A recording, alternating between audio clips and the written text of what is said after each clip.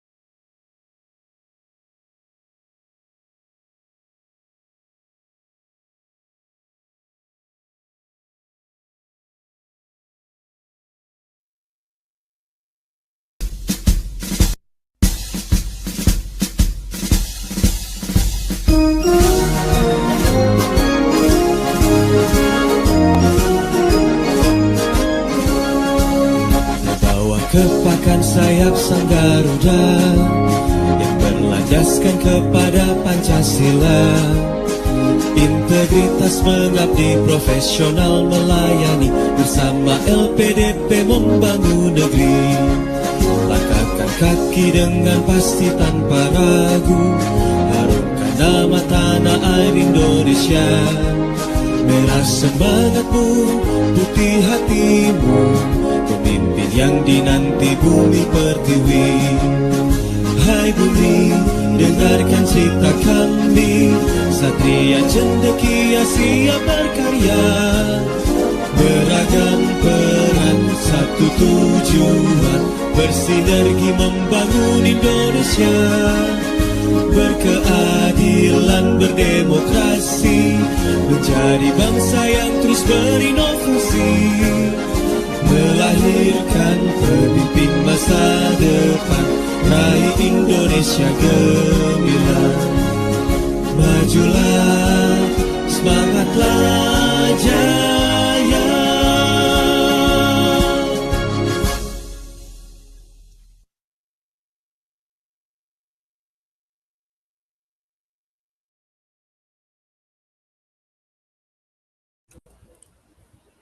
Terima kasih disampaikan kepada seluruh hadirin. Acara berikutnya adalah prakata dan sambutan. Prakata yang pertama akan disampaikan oleh Ibu Nadia Humero Maksumah, SSMA, selaku Panitia Pelaksana Webinar Ruang Diskusi Mata Garuda LPDP Jawa Tengah 4.0. Kepadanya dipersilahkan. Baik, terima kasih untuk waktunya. Assalamualaikum warahmatullahi wabarakatuh. Selamat pagi. Om Swastiastu, salam namo buddhaya, salam kebajikan, selamat pagi dan salam sejahtera bagi kita semua. Yang kami hormati Bapak Dr. Kurniawan Yudi Nugroho MPD dan Saudara Khalidil Anwar Eskom MIKOM selaku pembicara pada webinar pada pagi hari ini. Yang kami hormati Saudara Ardi Aprilianto MT selaku Ketua Mata Garuda Jawa Tengah 4.0, segenap pengurus Mata Garuda Jawa Tengah 4.0, serta semua peserta yang kami banggakan.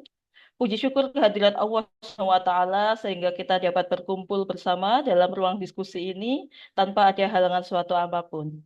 Hadirin yang kami hormati, sejalan dengan misi yang diusung oleh Lembaga Pengelolaan Dana Pendidikan atau LPDP untuk mendorong riset strategis dan atau inovatif yang mengimplementasi dan menciptakan nilai tambah melalui pendanaan riset dalam rangka mewadahi berbagai awardee, alumni, serta umum dengan fokus dan rumpun keilmuan yang beragam. Kami dari bidang kajian dan keilmuan Mata Garuda Jawa Tengah 4.0 menitipkan pada pemahaman mengenai keilmuan serta sensitivitas terhadap isu-isu kontemporer di lingkungan sosial masyarakat. Pada kesempatan hari ini, kami dari Mata Garuda Jawa Tengah 4.0 mengangkat tema Publish or Perish, kiat menulis serta menerbitkan artikel di jurnal berreputasi dengan mengundang tokoh-tokoh yang berdampak di bidang penelitian, sebab kami menyadari bahwa menulis artikel ilmiah pada dasarnya bukanlah bakat ya, melainkan kemampuan yang dilatih secara konsisten dan kontinu atau berkelanjutan. Kami berharap bahwa hadirnya kegiatan ini dapat menjembatani, membuka peluang baru, serta membantu memecahkan hambatan yang dihadapi awardee, alumni, serta umum pada khususnya terkait problematika terkait penulisan karya ilmiah. Kemudian izin melaporkan Bapak, Ibu, dan Saudara semuanya bahwa sebanyak 335 peserta dari berbagai macam penjuru terdaftar dalam acara ini tersebar dari berbagai daerah, baik di Jawa Tengah maupun di luar Jawa Tengah. Tentu saja dari berbagai bidang keilmuan serta dari berbagai profesi. Hal ini tentu menunjukkan besarnya antusiasme peserta untuk menimba ilmu dari kedua pembicara yang sangat luar biasa pada hari ini. Sebab itu, saya mewakili segenap panitia serta pengurus Mata Garuda Jawa Tengah 4.0 ingin menyampaikan rasa terima kasih yang sebesar-besarnya kepada peserta yang menyempatkan waktu serta momennya untuk menghadiri webinar ini, serta segenap pihak yang turut membantu dalam mensukseskan acara ini. Semoga webinar ini dapat memberikan manfaat bagi kita semua. Terakhir, saya mohon maaf jika selama proses hingga pada pelaksanaan kami punya cukup banyak kekurangan. Kurang dan lebihnya kami mohon maaf. Wassalamualaikum warahmatullahi wabarakatuh. Shalom, Om Swastiastu, Namo Buddhaya, salam kebajikan. Waalaikumsalam warahmatullahi wabarakatuh. Terima kasih kepada Ibu Nadi atas sambutannya. Sambutan selanjutnya akan disampaikan oleh Ketua Mata Garuda LPDP Jawa Tengah 4.0, yaitu Bapak Ardi Aprilianto SPDMT, sekaligus membuka acara webinar Ruang Diskusi Mata Garuda LPDP Jawa Tengah 4.0. Kepada Bapak Ardi, kami silahkan. Oke, terima kasih Mbak Nelita atas waktunya. Assalamualaikum warahmatullahi wabarakatuh. Selamat pagi Bapak, Ibu, dan rekan-rekan semua ya. Yang kami hormati yang pertama Bapak Dr. Kurniawan Yudi Nugroho MPD selaku narasumber kami pada hari ini.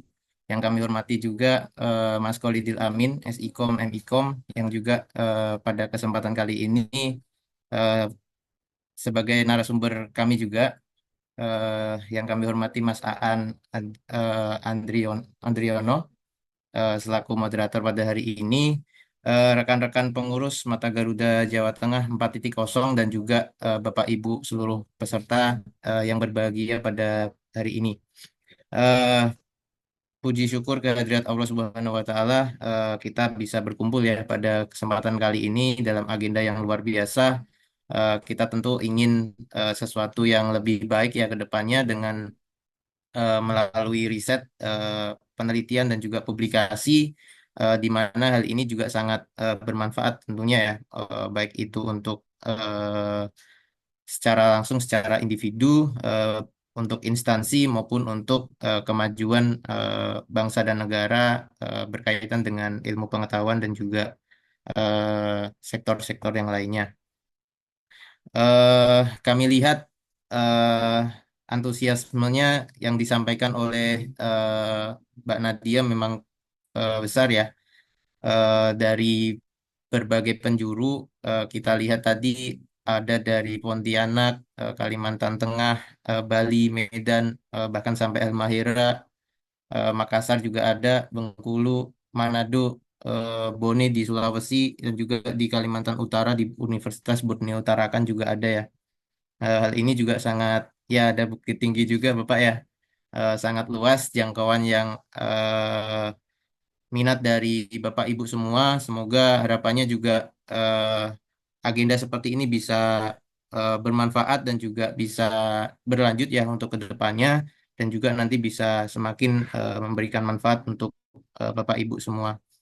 Dan agenda hari ini juga tidak hanya dihadirin oleh mahasiswa maupun dosen maupun akademisi, tapi juga terdapat juga alumni dan juga masyarakat umum, yang tentu hal ini ternyata tidak hanya dibutuhkan oleh kalangan akademisi saja ya, tapi dari berbagai pihak, dari mahasiswa maupun masyarakat umum yang mungkin ada di instansi maupun di industri juga eh, membutuhkan gitu ya, terkait dengan bagaimana sih kiat menulis dan juga menerbitkan artikel gitu, khususnya di jurnal-jurnal bereputasi, yang secara tidak langsung itu merupakan bukti utama ya originalitas riset kita ke depan seperti apa. Oke, kami dari Mata Garuda Jawa Tengah pada tahun ini memasuki periode 4.0 sebagai wadah untuk organisasi ya, dan juga wadah untuk berkolaborasi dan juga berkontribusi dari seluruh awardee LPDP, khususnya yang berasal maupun yang berdomisili di Jawa Tengah. Pada kesempatan kali ini selalu berkomitmen ya untuk dapat berkontribusi semaksimal mungkin dari apa yang pernah kami dapatkan dan apa yang pernah kami lakukan ya sebagai bentuk kontribusi atas disekolahkan kami ya, menggunakan uang rakyat dan lain sebagainya. Maka dari itu hal ini adalah bentuk kontribusi dan juga feedback, semoga bisa bermanfaat untuk banyak hal di kalangan masyarakat pada umumnya. Kemudian kami ucapkan juga terima kasih kepada Mbak Nadia, Mbak Nelita, dan juga segenap tim ya. Hal ini hari ini diinisiasi oleh bidang kajian dan keilmuan ya di Mata Garuda Jawa Tengah dan juga segenap pengurus yang sudah turut berkontribusi dalam bentuk apapun ya. Terima kasih atas penyelenggaraan yang baik, yang sangat baik ya pada kesempatan pagi hari ini. Semoga dapat dimaksimalkan karena pada hari ini narasumbernya sangat luar biasa ya. Tidak perlu diragukan lagi, track recordnya sudah sangat berpengalaman di dunia publikasi dan juga sudah banyak yang terpublish ya di jurnal-jurnal bereputasi. Jadi pada harapannya Bapak Ibu semua peserta pada hari ini bisa memaksimalkan kesempatan yang ada. Semoga ke depan juga proses dalam penerbitan artikel dan juga jurnal bereputasi dapat semakin baik lagi ke depannya. Mungkin itu saja dari kami. Terima kasih atas kehadiran dan juga partisipasinya. Wabillahi taufiq wal hidayah. Wassalamualaikum warahmatullahi wabarakatuh. Waalaikumsalam warahmatullahi wabarakatuh. Terima kasih disampaikan kepada Bapak Ardi atas sambutannya. Hadirin yang kami hormati, sebelum kita melanjutkan acara, mari kita abadikan momen berharga ini dengan sesi foto bersama di awal sesi. Bagi semua peserta dan tamu undangan, silakan aktifkan kamera dan juga memakai virtual background, lalu atur posisinya dengan baik, senyum, kita akan menghitung sampai 3, lalu tim operator kami akan mengambil tanggapan layar. Baik, 1, 2, 3. Terima kasih kepada seluruh hadirin. Hadirin yang kami hormati, selanjutnya kita akan memasuki acara inti yang sangat dinanti, di mana kita akan menggali kiat-kiat menulis dan juga mempublikasikan artikel di jurnal bereputasi. Acara webinar ini akan dipandu oleh moderator yang sangat luar biasa. Untuk tim operator, mohon untuk membagikan layar CV moderator agar kita lebih mengenalnya. Hari ini kita akan dipandu oleh Bapak Aan Andriano, SPT MSc.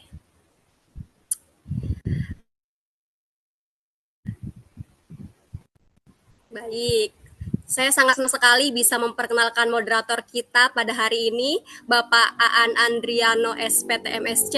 Beliau lahir di Indramayu pada 4 November 1993 dengan latar belakang akademisi yang sangat mengesankan. Bapak Aan meraih gelar magister dari Universitas Gadjah Mada setelah menyelesaikan pendidikan sarjananya di Universitas Jenderal Sudirman.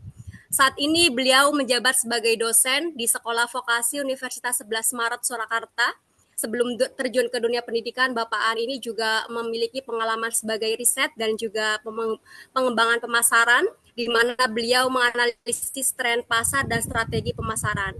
Bapak Aan ini juga dikenal aktif dalam berbagai konferensi dan juga seminar, termasuk menjadi moderator di konferensi internasional dan MC di berbagai acara penting. Dengan banyaknya publikasi penelitian yang telah beliau hasilkan, Bapak Aan telah menunjukkan dedikasi yang tinggi terhadap ilmu pengetahuan. Luar biasa. Hari ini beliau akan memandu kita dalam webinar Ruang Diskusi Mata Garuda LPDP Jawa Tengah 4.0 dengan wawasan penelitian dan publikasinya yang sangat memukau, tentunya akan membantu kita semua dalam memeriahkan acara pada pagi hari ini. Mari kita sambut Bapak Aan Andriano, SPT MSc sebagai moderator kita hari ini. Selamat pagi Bapak Aan. Halo, selamat pagi Mbak Anita. Silakan, waktu dan tempat kami silakan. Oke, terima kasih atas kesempatannya Mbak Anita. Halo semua, selamat pagi. Saya senang sekali bergabung dalam acara ruang diskusi ini pagi hari ini. Terima kasih semua sudah bergabung. Di sini saya Aan Andriano, selaku moderator akan memandu jalannya ruang diskusi.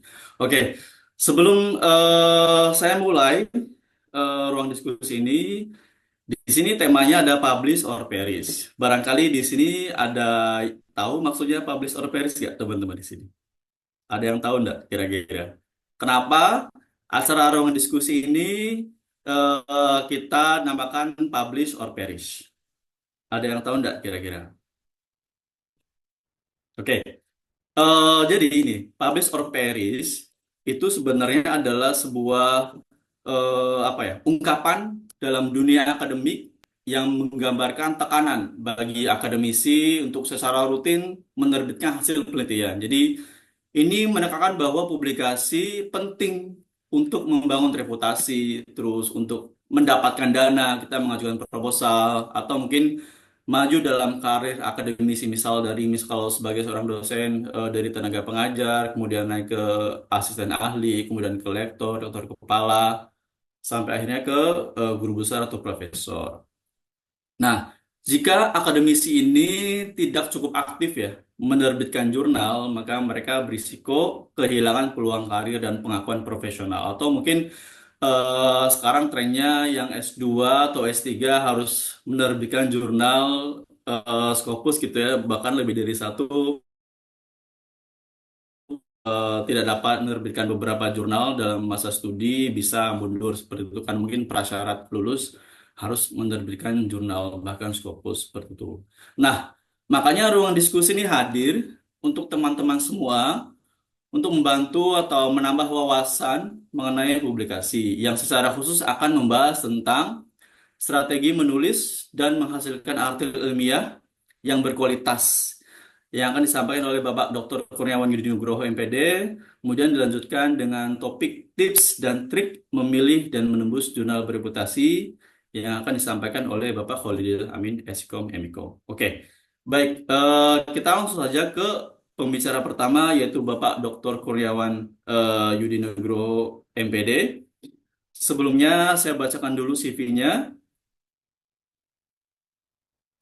Oke, CV Bapak Dr. Kurniawan. Baik, saya ada di layar ya. Nah, Bapak Dr. Kurniawan Yudi Nugroho MPD ini terafiliasi di Universitas Islam Sultan Agung atau Unisula sebagai dosen dengan berbagai research interest dan expertise.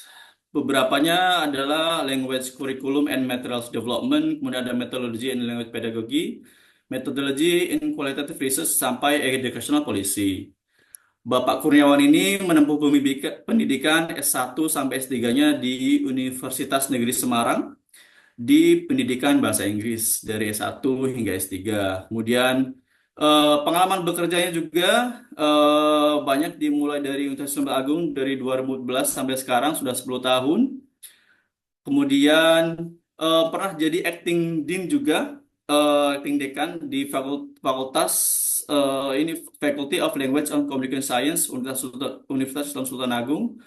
Kemudian professional trainer of the Indonesian Ministry of Education, Culture, Research and Technology dari 2021 sampai sekarang. Kemudian beliau juga merupakan LPDWRD untuk doktoral dari 2018 hingga 2022, sampai jadi Acting Head of Center for International Language Development Universitas Sultan Agung dari 2012 sampai 2013. Beliau juga pernah menerbitkan buku berjudul Problems Faced by Indonesian Lecturers in Writing Academic English and its Development Model. Beliau juga berperan sebagai external reviewer di beberapa jurnal, Journal of English Education, Literature and Culture, and Index in Sinta 2, 2017 hingga sekarang. Dan beberapa publikasinya bereputasi dari Q1 hingga Q2. Salah satunya berjudul Social Constructivist Mentoring Program to Support Teacher Professional Development, an Action Research Approach, the Qualitative Report. Oke, ini CV-nya udah oke banget. Kita tidak perlu meragukan lagi kemampuan dari pembicara kita. Baik, kita langsung sapa saja kepada Bapak Dr. Kurniawan. Halo Pak Kurniawan. Selamat pagi semuanya, Mas Mbak. Sehat ya? Alhamdulillah. Oke, apakah Pak Kurniawan sudah siap, Pak? Disiapkan, Mas. Oke, disiapkan. Jangan terpaksa ya, Pak. Oke, kalau Pak Kurniawan sudah siap, silakan waktu debat kami persilakan. Silakan, Pak. Ya, baik. Saya mohon izin off kamera ya, Mas Mbak. Nanti bisa lihat langsung di layar materi saja. Ini soalnya saya bagi-bagi sinyal ini. Takut Pak. nanti kalau ngadat. Baik. Siap. Mohon izin.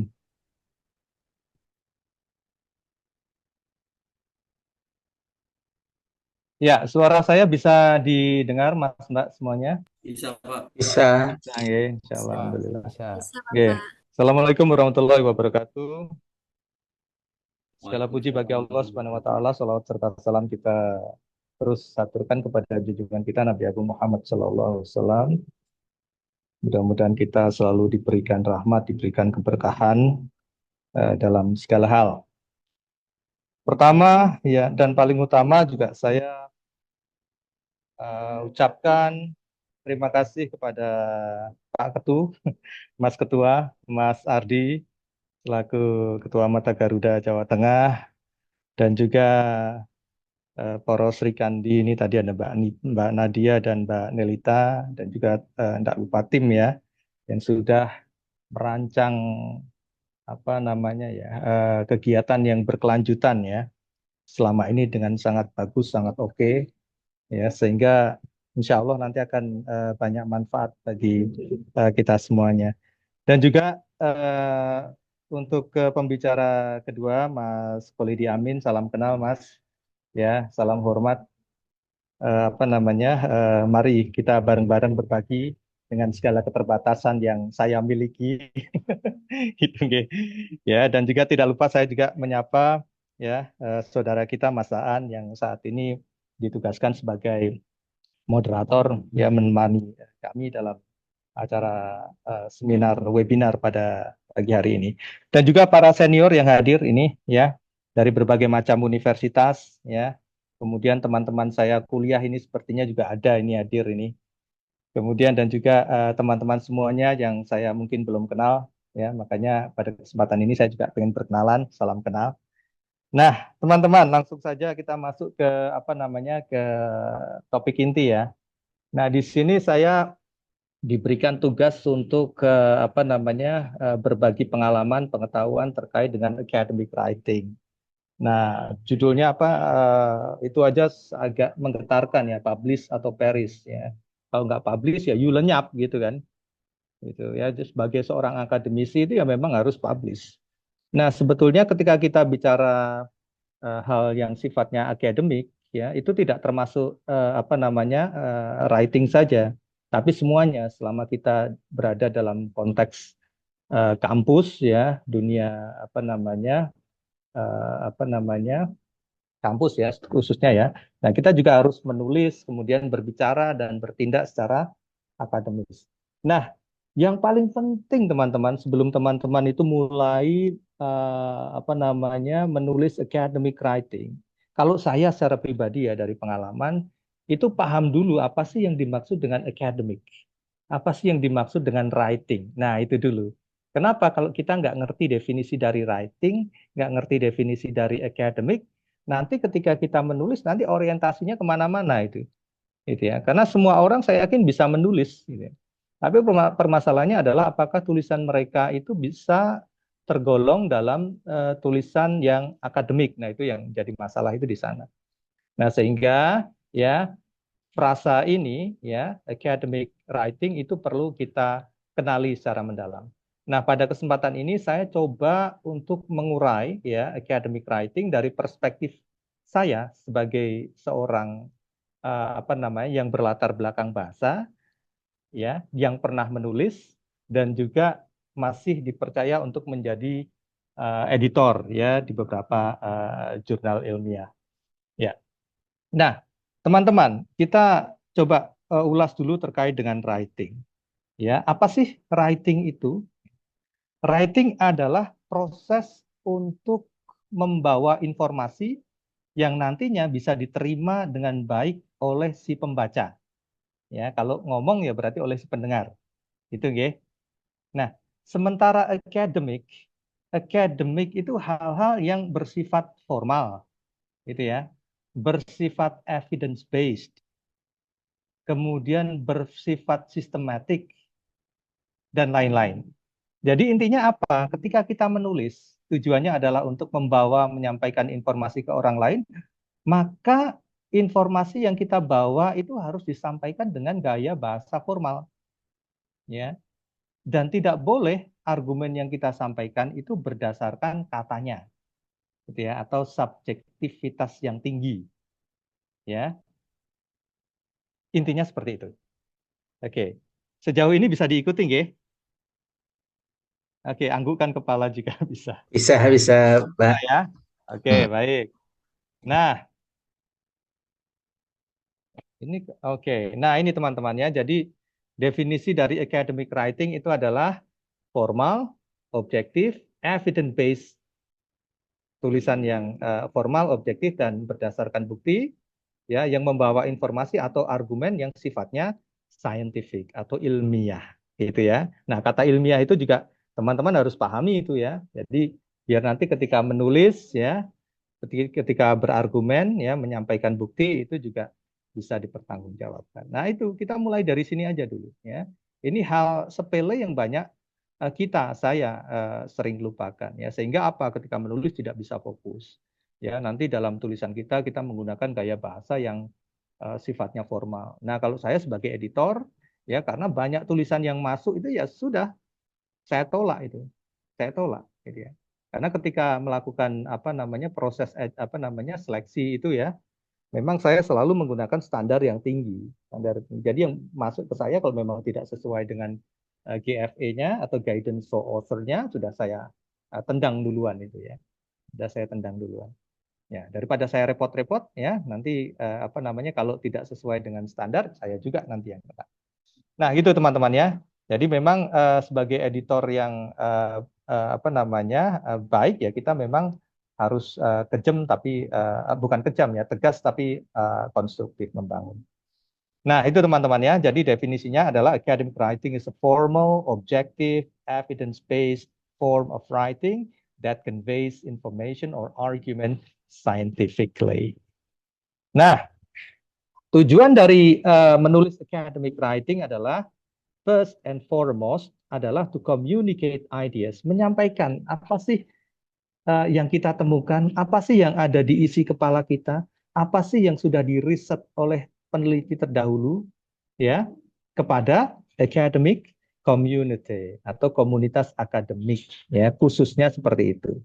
Mungkin nggak Pak di luar komunitas akademik, ya boleh-boleh saja, ya, tapi khususnya adalah mereka yang tergabung dalam dunia akademis.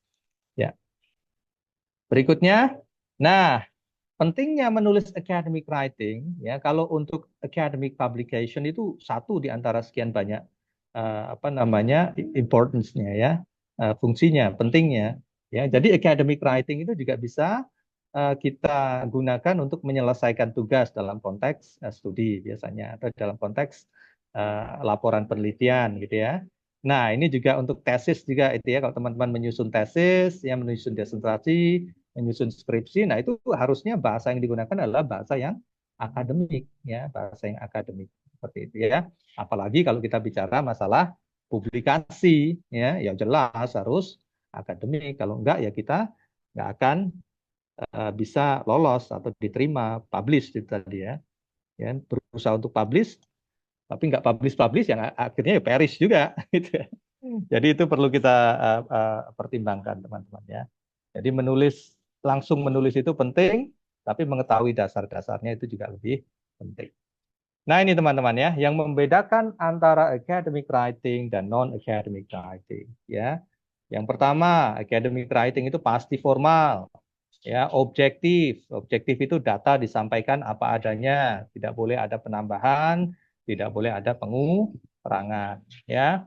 Kemudian evidence based, ya, harus berdasarkan bukti, ya. Bukti itu macam-macam jenisnya. Ada yang bukti yang sifatnya primary, ada yang sifatnya secondary, ya. Kemudian menggunakan referensi atau citation, ya, itu harus, ya. Kenapa? Agar apa yang kita sampaikan itu punya scaffolding, punya reinforcement, punya penguatan, gitu ya. Sehingga argumen yang kita sampaikan itu tidak mudah untuk dipatahkan, ya, tidak mudah untuk dibantah, ya. Ya poinnya seperti itulah. Yang penting yang kita sampaikan itu nanti harapannya bisa meyakinkan.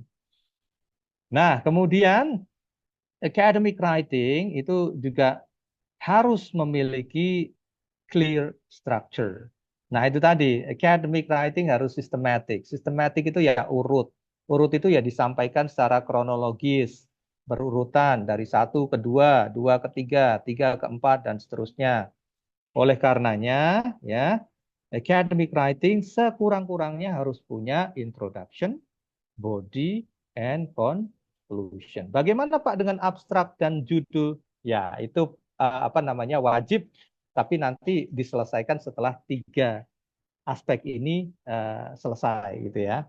Nanti kita bahas di apa namanya slide berikutnya. Nah, sementara non-academic writing, coba ini nanti teman-teman bisa refleksikan. Ya, kalau non-academic writing biasanya tulisannya casual, ya, biasanya subjektif. Jadi berargumen nanti kalau ditanyain dasarnya apa, bingung. Dasarnya apa? Katanya. Dasarnya apa? Dasarnya renungan kamar, Pak, gitu ya. Sama ya, seperti ya kalau teman-teman itu ya, kalau saya waktu apa namanya bimbing mahasiswa saya gitu ya, ketika dia datang ke saya kemudian tiba-tiba bawa judul kan biasanya saya sok usil gitu kan. Terus ini judulnya dari mana ini? Saya uji dulu itu. Ya, kakak tingkat saya banyak yang neliti ini Pak gitu ya. Atau mungkin kemarin saya apa namanya Pak melihat ini kemudian saya pengen ini Pak. Kemudian saya ulik lebih dalam dan dia tidak bisa memberikan saya apa namanya bukti yang akademis ya. Dia nggak ketika bukti akademis itu tidak bisa disajikan, maka saya pastikan bahwa nanti dia akan mogok di tengah jalan. Jadi teman-teman yang biasanya studinya lambat atau molor gitu ya, baik S1, S2 atau S3-nya biasanya tidak punya konsep yang kuat ya terkait dengan topik ya terkait dengan tujuan dari teman-teman meneliti atau membuat laporan disertasi, tesis maupun skripsi. Nah, itu coba deh direfleksikan deh ya. Yang paling penting adalah ketika kita tidak punya pikiran akademik, tidak bisa menulis akademik, yang paling gampang adalah argumen Anda sangat mudah untuk dipatahkan oleh dosbing. Itu ya, itu hal yang mengerikan itu. Ya, kalau semisal masih awal, masih dalam tataran judul enggak apa-apa. Tapi kalau sudah masuk Anda selesai mengumpulkan data gitu ya. Kebetulan dosennya jarang bimbing gitu ya, dosennya keluar negeri terus gitu ya. Kemudian silahkan diselesaikan sampai penelitian, nggak apa-apa lanjut ya. Ya tiba-tiba di tengah jalan ini nggak sesuai ini harusnya pakai instrumen ini nih. Kamu harus gini nih, kamu harus gitu, matilah kau. Itu ya. Kalau mental Anda enggak baja ya sudah wassalam itu. Ya, jadi banyak kasus DO, kasus telat kuliah ya, lulusnya telat, ya itu gara-garanya. Ya, kalau saya sih kebetulan alhamdulillah enggak ya, saya dibayari LPDP ya, dikasih bonus sampai 4 tahun, saya 3 tahun lebih ya. Itu sudah selesai. Kenapa? Karena sudah saya rancang sejak saya sebelum masuk S3 ya. Termasuk apa namanya? Artikel publikasi ilmiah gitu ya. Jadi harus strategikan. Jadi sehingga waktu doktor S3 ya yang syaratnya cuma 1 ya saya kasih 2 gitu ya sehingga enak aja kita ya. Jadi kita sudah punya 2 nih buktinya ya sudah langsung ujian tertutup nggak pakai terbuka biayanya murah gitu. Nah, penting itu. Ya, kalau S1 itu lebih ke kognitif ya, akademis ya. Kalau S3 lebih banyak ke logistik ya gitu ya. Jadi kalau logistiknya nggak kuat, nah salam juga itu. Ya, oke kembali lagi ke mana ini? Ke non academic ya. Itu tadi ya. Nah, ini ya. Rarely uses scientific references. Nah, ini ya. Jadi kalau kita mau bicara academic writing ya referensinya harus scientific. Scientific itu maksudnya apa? Ya, data-data yang diambil dari sumber yang benar gitu ya. Yang benar kalau Anda neliti, ngeriset ya setidaknya referensi yang digunakan itu dari sumber yang melakukan riset juga gitu ya. Atau kalau tidak masuk dalam jurnal yang sifatnya akademik ya. Jangan ngambil dari blog yang penulisnya nggak jelas gitu ya. Atau mungkin bab yang disampaikan tidak konsisten. Ya pokoknya intinya adalah tidak saintifik lah ya. Tidak saintifik ya. Di jurnal-jurnal yang baik ya. Jadi cari jurnal yang baik ya, cari artikel yang baik sehingga nanti ketika Anda menggunakan sebagai referensi itu juga baik. Nah, satu lagi tulisan non-academic ya, non-academic writing itu biasanya more flexible structure. Jadi urutannya sakar PDW. Yang penting enak. Itu yang penting bisa dibaca, tidak ada standarnya. Oke, tuh sampai sini. Apakah penjelasan saya bisa diikuti? Anggukkan Bisa. kepala bisa ya. Oke, kita lanjutkan. Oke, ya. Nah, ini teman-teman ya. Jadi yuk kita bicara tentang structure of academic essay ya, atau paper. Nah, strukturnya standar sih ya. Ya. Oke, tulisan akademik teman-teman juga tahu ya, pasti ada yang namanya introduction, pasti ada yang namanya literature review, pasti ada yang namanya methodology, ada yang namanya results and discussion, ada conclusion, baru kalau itu sudah selesai kita masuk ke abstrak. Ya, jadi abstrak itu ya kalau saya biasanya mengerjakan setelah nomor 5.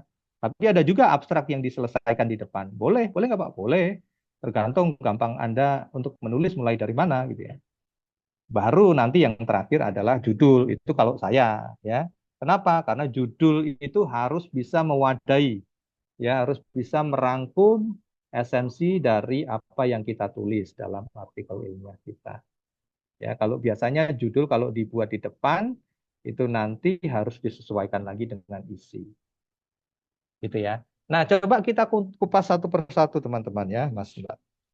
Nah, kalau menurut saya secara pribadi ya, ini mungkin kasusnya berbeda dengan teman-teman yang lain. Bagian yang paling sulit dalam menulis artikel ilmiah buat saya loh ya, buat saya adalah menulis introduction. Ya, kenapa? Kalau introduction-nya sudah beres, biasanya set ya ke belakang itu jauh lebih enak, energinya dapat.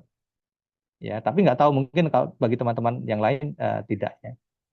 Ya, tapi kalau apa namanya itu bisa kok diselesaikan. Ya, caranya gimana nanti di slide berikutnya.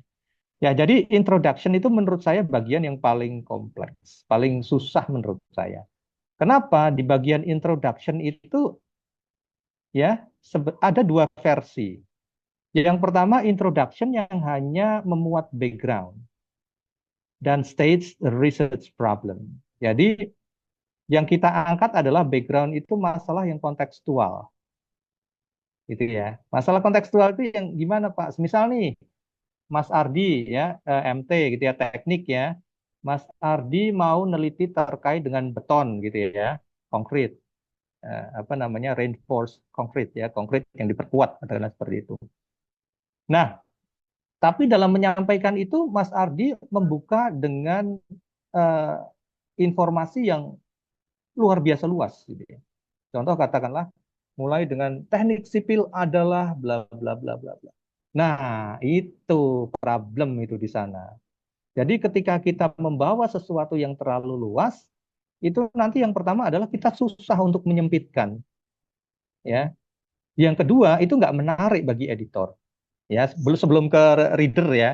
Ya ke editor itu nggak menarik. Sehingga apa kemungkinan dicoretnya juga tinggi gitu ya. Jadi sebaiknya kalau nulis backgroundnya yang kontekstual aja, problemnya apa? Problem di lapangan apa? Misal Pak, problem di lapangan adalah banyak konstruksi beton yang tidak memenuhi standar, ya sudah langsung aja masuk situ. Ya, langsung aja tulis problem, tes. Nah, kemudian teman-teman diskusikan. Ya, bagian introduction itu juga boleh ada diskusinya. Diskusi apa? Diskusi akademik. Wong namanya diskusi. Nah, ini juga masalah juga. Diskusi itu bukan one way. Wong namanya discuss itu kan involving more than one person. Ya, benar nggak? Lebih dari satu orang. Diskusi itu ya sekurang-kurangnya 2 orang. Nah, kalau 2 orang gimana Pak? Orangnya datangnya gimana Pak? Datangnya melalui tulisan, baca, gitu ya. Topik-topik yang relevan kemudian Mas Mbak diskusikan di sana, gitu ya. Yang sudah pernah dilakukan terkait dengan masalah ini apa? Ya. Baru kemudian ya sampaikan tujuan permasalahannya itu apa gitu ya. Nah, yang ingin kita selesaikan apa? Nah, itu versi yang pertama. Ya, kalau versi yang pertama tadi biasanya di bab berikutnya disusul dengan literatur review. Ya, literatur review. Nah, literatur review itu fungsinya untuk apa? Oh, penting itu. Kita tidak boleh hanya cuma mengumpulkan teori-teori kemudian dimasukkan gitu ya seolah-olah literatur review karena banyak referensinya itu ya kalau saya tak lihat gitu ya. Jadi ketika kita menulis literatur review itu ada 3 hal yang perlu kita cermati. Yang pertama adalah literatur review itu harus bisa membantu kita membangun teori. Teori apa? Teori yang mendukung penelitian kita. Sehingga rencana penelitian kita menjadi operasional. Operasional itu maksudnya apa? Ya, kita bisa menjalankan tanpa adanya kebingungan di lapangan. Contoh nih, ya, saya kasih contoh. Misal Mas Ardi tadi ingin meneliti terkait dengan beton, ya, atau reinforcement concrete atau reinforced concrete atau apa gitu ya istilahnya itu. Nah, reinforced concrete itu harus dipahami dulu. Jadi reinforced concrete Mas Ardi dengan saya itu bisa jadi definisinya berbeda loh ya. Benar nggak itu? Ya. Nah, makanya itu perlu didiskusikan di tulisannya Mas Ardi sehingga itu menjadi batasan dari apa yang akan dikerjakan oleh Mas Ardi. Sehingga Mas Ardi ketika mau melakukan penelitian atau menulis, ya reinforced concrete itu yang saya maksud adalah ya, seperti yang saya sampaikan di literatur review. Nah, itu salah satu contoh kecilnya ya untuk membangun teori yang mendukung penelitian. Ya. Kemudian yang kedua adalah dengan melakukan literatur review, kita bisa menentukan metode yang tepat gitu ya. Ya, sekali lagi metode itu harus disusun meskipun kita tahu yakin itu bisa, tapi tetap kita juga perlu bolo, ya perlu pendukung gitu ya. Sehingga apa? Pendukung kita ambil dari referensi yang sudah kita baca. Itu ya. Jadi kuat itu ya. Selain itu, ketika kita banyak membaca, banyak referensi, ya, jadi metode yang kita pilih nanti bisa diperkaya, bisa dipertajam. Sehingga apa? Mudah membantu kita untuk melakukan penelitian atau menyampaikan data melalui artikel ilmiah yang kita lakukan, yang kita tulis. Itu ya. Nah, satu hal lagi yang tidak kalah penting ini, yang biasanya dicari oleh para editor ini. Apa itu? Yaitu gap penelitian. Nah, itu kan gap penelitian, celah penelitian, kebaruanmu itu apa? Oh, ini kan sudah banyak diteliti, ini sudah tidak menarik, out of date, dan seterusnya, dan seterusnya. Ya, makanya ketika apa namanya kajian literatur itu dilakukan dengan baik, dengan tepat, kemudian apa namanya detail gitu ya, tahunnya juga diperhatikan dan seterusnya, dipublikasikan dari jurnal mana itu akan sangat-sangat membantu kita dalam merumuskan gap penelitian yang kuat gitu ya. Gitu. Nah, apa lagi ya? Ya, itu ya teman-teman ya. Oke, terkait dengan literatur review tadi. Nah, itu tadi versi pertama. Jadi introduction dan literatur review itu ada yang dipisah gitu ya. Nah, versi yang kedua, introduction itu juga merangkum literatur review di dalamnya. Jadi label literatur review itu hilang. Jadi masuk dalam satu apa namanya ya, satu heading gitu ya apa istilahnya. Nah, itu ya masuk dalam introduction. Jadi ketika kita menulis introduction, di dalamnya sekaligus ada diskusi. Diskusi itu merupakan representasi dari kajian literatur ya. Sehingga apa? Di dalamnya ada problem, kemudian ada yang namanya apa namanya penelitian sebelumnya ya, ada gapnya, dan yang terakhir adalah tujuan dari penelitian itu disebutkan dengan jelas ya. Jadi intinya di sana ya. Jadi tujuan penelitian disebutkan dengan jelas. Nah, tujuan penelitian ini bisa menggunakan kalimat tujuan penelitian ini adalah gitu ya. Kan biasanya gitu tuh ya. Benar nggak? Itu kita baca di bagian akhir introduction itu kan ada the aim of the research is to ya, atau this research explores atau apa gitu ya. Atau kalau tidak, teman-teman bisa menggunakan research question. Ya, pertanyaan penelitian. Boleh nggak Pak? Boleh. Boleh ya. Boleh. Nah, oke, yuk kita lanjut ke bagian yang berikutnya adalah methodology. Ya, kalau kita bicara methodology biasanya berkaitan dengan ilmu. Kalau methods berarti berkaitan dengan practical things ya, hal-hal yang sifatnya praktikal. Nah, dalam menulis artikel ilmiah khususnya bagi yang ingin diterbitkan di Sinta maupun Scopus maupun Thomson atau WOS gitu ya. Nah, ketika menulis methodology atau method itu sebaiknya ditulis secara apa namanya? Praktikal ya. atau technical gitu ya. Jadi langsung aja teman-teman tidak perlu lagi berdiskusi di bagian ini. Diskusi boleh tapi jangan banyak-banyak gitu ya. Jadi lebih ke step by step-nya gitu ya. Kalau Anda besok mau melakukan riset, mengambil data, kira-kira step pertama, kedua, ketiganya apa gitu ya. Nah, itu perlu disampaikan secara gamblang di sana dan meyakinkan. Ya, khususnya bagi teman-teman yang menggeluti dunia penelitian kualitatif. Nah, itu. Ya, kenapa? Karena kualitatif itu kan kalau kan ya. Nah, karena subjektivitasnya tinggi, makanya tulisan kita harus bisa meyakinkan. Nah, contoh tulisan yang baik adalah ketika dibaca oleh orang lain itu langsung memberikan insight. Oh, gini ya, bisa ya ternyata ya. Oh, gitu ya. Oh, saya pakai ini bisa ya. Oh, ternyata bahasanya harus gini ya dan seterusnya dan seterusnya. Itu sebetulnya apa namanya tulisan yang baik itu ya, itu ya. Poinnya di sana. Kita berdarah-darah nulis seperti itu, tapi kalau nggak bisa dipahami, ya nggak bisa memberikan insight ya percuma. Oke, ya. Nah, oke, dalam bagian methodology atau method ya lakukan penjelasan yang sifatnya teknis atau praktikal gitu ya. Nah, kasih tahu pembaca kira-kira pendekatan yang digunakan itu apa. Teman-teman menggunakan pendekatan apa? Kuantitatif, kualitatif, atau setidaknya desain ya, desain dari penelitian teman-teman apa. Gitu, itu bisa disampaikan ya. Meskipun ada cara yang lain gitu ya. Kemudian yang berikutnya pesertanya siapa? Ya, demografinya siapa? Perempuan, misal katakanlah atau laki-laki atau mungkin laki-laki dan perempuan, prosentasenya berapa perempuan, kemudian laki-lakinya berapa, latar belakang pendidikannya apa, latar belakang ekonominya gimana dan seterusnya dan seterusnya dan seterusnya. Ya, usahakan itu nanti bisa dikaitkan dengan tujuan dari penelitian Mas Mbak. Itu ya. Jadi jelas gitu ya. Gitu. Kalau kita mau menguji kehandalan skincare gitu ya, skincare untuk anak usia atau orang berusia 20 sampai 35 tahun gitu ya. Tapi yang kita teliti orang berusia 40 tahun dan seterusnya kan menjadi tidak relevan gitu. Meskipun sama-sama yang diuji adalah skincare untuk manusia. Ya, nah itu perlu dijelaskan dalam bagian metode. Kemudian instrumen, kira-kira apa yang teman-teman mau pakai ya? Apakah mau pakai apa namanya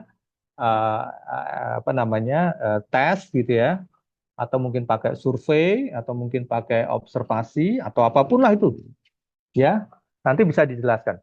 Nah nanti editor itu akan melihat ya secara keseluruhan apakah tujuan dari penelitian itu logis, nyambung dengan metodenya gitu ya. Nah itu nanti jadi intinya gitu ya. Jadi kalau nulis itu bagian di method itu harus bisa dikaitkan dengan introduction. Introduction harus bisa dikaitkan dengan literature. Literature kaitkan dengan method literature. Jadi disambung sana sini ya tetap garis merahnya sama gitu ya. Sama gitu. Nah, apalagi literatur tadi. Jadi di bagian methodology tadi kan kita nulis method tuh. Nah, method itu di-generate dari mana? Di-generated dari bagian literatur review. Itu ya. Jadi dasar teori atau alasan kuat kenapa saya harus pakai metode ini dan itu sudah dijelaskan pada bagian bagian literatur. Ya, sebentar. Mohon izin sebentar. Ini baterai saya habis nggak ini? Dulu. Udah, ini aja. Bismillah. Ya, oke. Sejauh ini bisa dipahami ya, Mas ya? Ya mungkin saya terlalu cepat atau mungkin terlalu belibet gitu ya. Nah, mohon saya kalau ada yang mau tanya nanti langsung boleh. Nah, itu ya itu bagian instrumen. Nah, berikutnya apa? Yang tidak kalah penting adalah bagian analisis ya. Jadi bagian ini adalah bagian juga salah satu poin penting itu ya, yang nanti akan diulik oleh editor ya, oleh reviewer gitu ya, dikulik oleh reviewer. Nah, jadi kita juga pengen tahu nih ya, setelah teman-teman ini mengumpulkan datanya di tangan gitu ya, sudah dilakukan dengan berbagai macam cara, melalui eksperimen, melalui studi kasus atau apapun lah itu ya. Data sudah di tangan. Nah, terus mau teman-teman apain itu? Kan itu bingung juga itu ya. Nah, oke. Kalau cuma nanti di bagian analisis, nanti cuma teman-teman hanya menjelaskan bahwa apa namanya data yang saya peroleh nanti akan dianalisa secara kuantitatif. Ya sudah. Itu kalau saya loh ya, kalau saya ya sebagai reviewer dan editor, ya saya coret itu. Saya coret. Itu. Nah, terus gimana Pak? Ya dijelaskan juga. Ketika dengan apa namanya melakukan analisa, nah analisanya itu dasar teorinya apa? Pakai siapa? Pisaunya siapa? Terus ketika sudah pakai pisaunya, kemudian benar-benar enggak itu dari teori itu kamu gunakan untuk menganalisa datamu. Proses step by stepnya gimana gitu ya. Langkah pertama apa dan seterusnya dan seterusnya. Nah, sehingga di sini nah dari method ini saja ya, itu kalau dilakukan dengan baik itu sudah memberikan insight yang luar biasa itu bagi pembaca itu. Jadi insight itu jangan hanya dimaknai kalau tulisan ilmiah itu hanya dari hasil, bukan. Ya, kalau saya sebagai apa namanya orang yang berlatar belakang bahasa ya dan pengajar academic writing ya insight itu bisa jadi dari manapun, dari bagian introduction bisa, dari bagian literature review bisa, dari bagian methodology apalagi gitu ya, dari bagian result juga lebih bagus gitu ya, dari bagian conclusion juga bisa, semuanya bisa ya. Nah insight itulah yang dibutuhkan oleh para reviewer dan para apa namanya editor. Makanya gini, ada satu penelitian topiknya sama gitu ya. Tapi kok dua-duanya bisa publis di jurnal yang bagus gitu ya. Misal nih saya nulis terkait dengan constructivism, social constructivism ya dari Leonov Vygotsky gitu ya. Nah, teman saya juga meneliti kasus yang sama. Cuma dalam hal ini pendekatan saya dengan yang lain itu beda gitu ya. Nah, itu bisa jadi dua-duanya laku. Ya, kenapa? Karena ditinjau dari perspektif yang berbeda. Hasilnya gimana, Pak? Hasilnya ya pasti berbeda. Yang satu misal katakanlah kuantitatif, yang satunya kualitatif ya. Ya. Nah, nanti syukur-syukur nanti dua hasil penelitian itu bisa saling mengisi kan gitu kan. Bisa saling mengisi. Nah, itu juga bisa dilakukan. Ya. Oke, nah kemudian setelah selesai dengan analisa data, ya bagian berikutnya adalah results and discussion. Nah, bagian results ini adalah presenting finding and analysis the data. Ya, jadi disampaikan saja hasil analisa, hasil di lapangan itu seperti apa adanya. Nah, itu tadi seperti yang saya sampaikan di depan apa itu? Objektif, ya, objektivitas. Jadi hasil analisa itu harus objektif, data yang dikumpulkan dari lapangan itu juga harus objektif. Nah, setelah selesai dengan apa namanya findings, teman-teman punya tanggung jawab untuk mendiskusikan, gitu ya. Ya, diskusi yang baik adalah diskusi yang insightful, yang bisa memberikan gambaran, memberikan apa namanya ya istilahnya, ya memberikan pengetahuan wawasan baru bagi si penulis sendiri dan juga bagi si para pembaca. Ya, kemudian yang berikutnya adalah bagian conclusion. Ya, conclusion summarizes findings and offer suggestions. Ya, memberikan ringkasan dan memberikan saran. Syukur-syukur ada implikasi. Nah, oke. Format jurnal satu dengan jurnal. Bedakan ya artikel dan jurnal ya. Kalau jurnal itu wadahnya, kalau artikel itu yang teman-teman tulis. Nah, jurnal satu dan jurnal yang lain itu GFA-nya beda-beda. Guidance for author-nya itu beda-beda. Ada jurnal yang mewajibkan si penulis mencantumkan conclusion gitu ya. Jadi introduction, literature review, methodology atau method, results and discussion selesai, langsung reference. Conclusion ya. Tapi jurnal yang lain lagi ada yang tidak atau penulis tidak boleh mencantumkan conclusion. Jadi conclusionnya itu langsung masuk pada bagian discussion. Itu ada itu. Ya, saya kemarin nulis dan sepertinya saya publish di kuartil 1 di Amerika di apa namanya the qualitative report ya. Itu juga saya tidak pakai bab conclusion. Jadi setelah apa namanya discussion selesai langsung masuk reference. Itu ya, anggukkan kepala. Kalau bisa diikuti. Oke ya, bisa ya. Oke, sip. Nah, berikutnya nih teman-teman nih, ini mungkin yang ditunggu-tunggu nih, effective writing style ya, gaya menulis yang efektif itu seperti apa ya? Sama seperti yang saya sampaikan tadi. Yang pertama, gunakan bahasa-bahasa formal ya.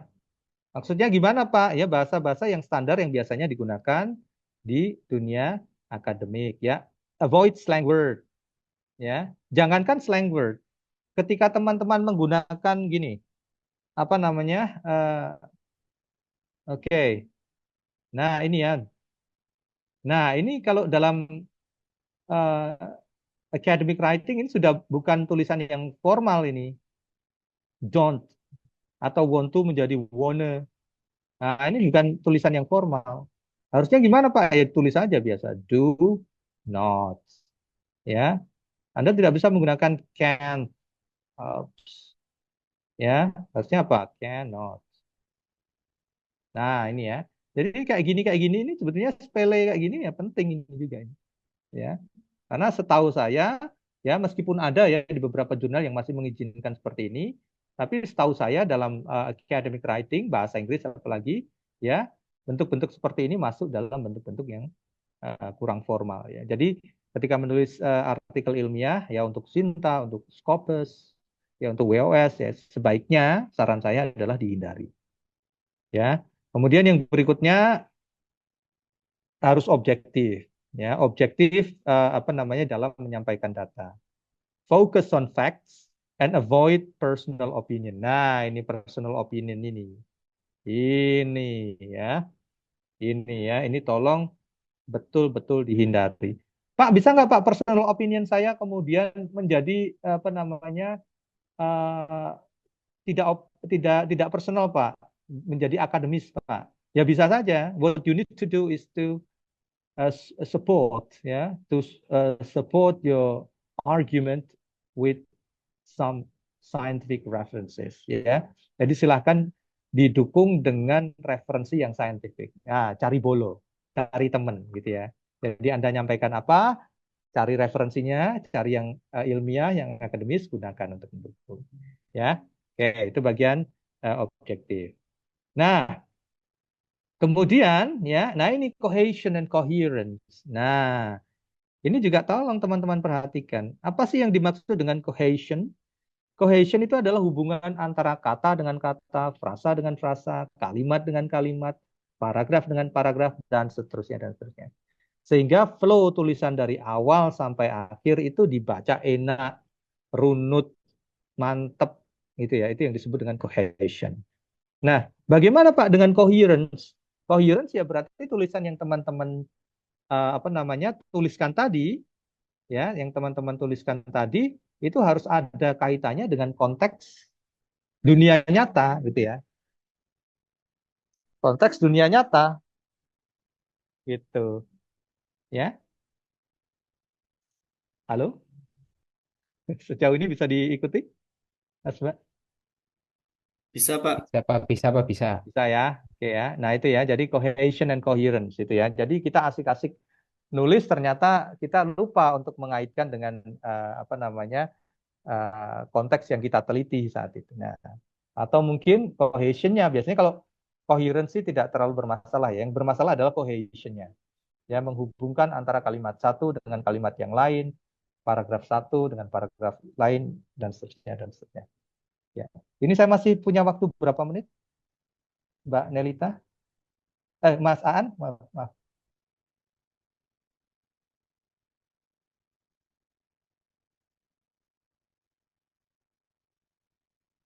Oke, masih ada waktu ya? Oke, baik. Oke, kemudian, nah ini ya, example, contoh, contoh apa namanya dalam apa menulis argumen dalam tulisan akademik ya. The study explores the impact of. Nah, daripada menggunakan pola yang seperti ini, I think the study shows. Nah, itu sebaiknya dihindari ya. Karena kalau I think itu ya personal ya, personal. Nah, oke. Berikutnya adalah ini ya, using references ya. Important of references.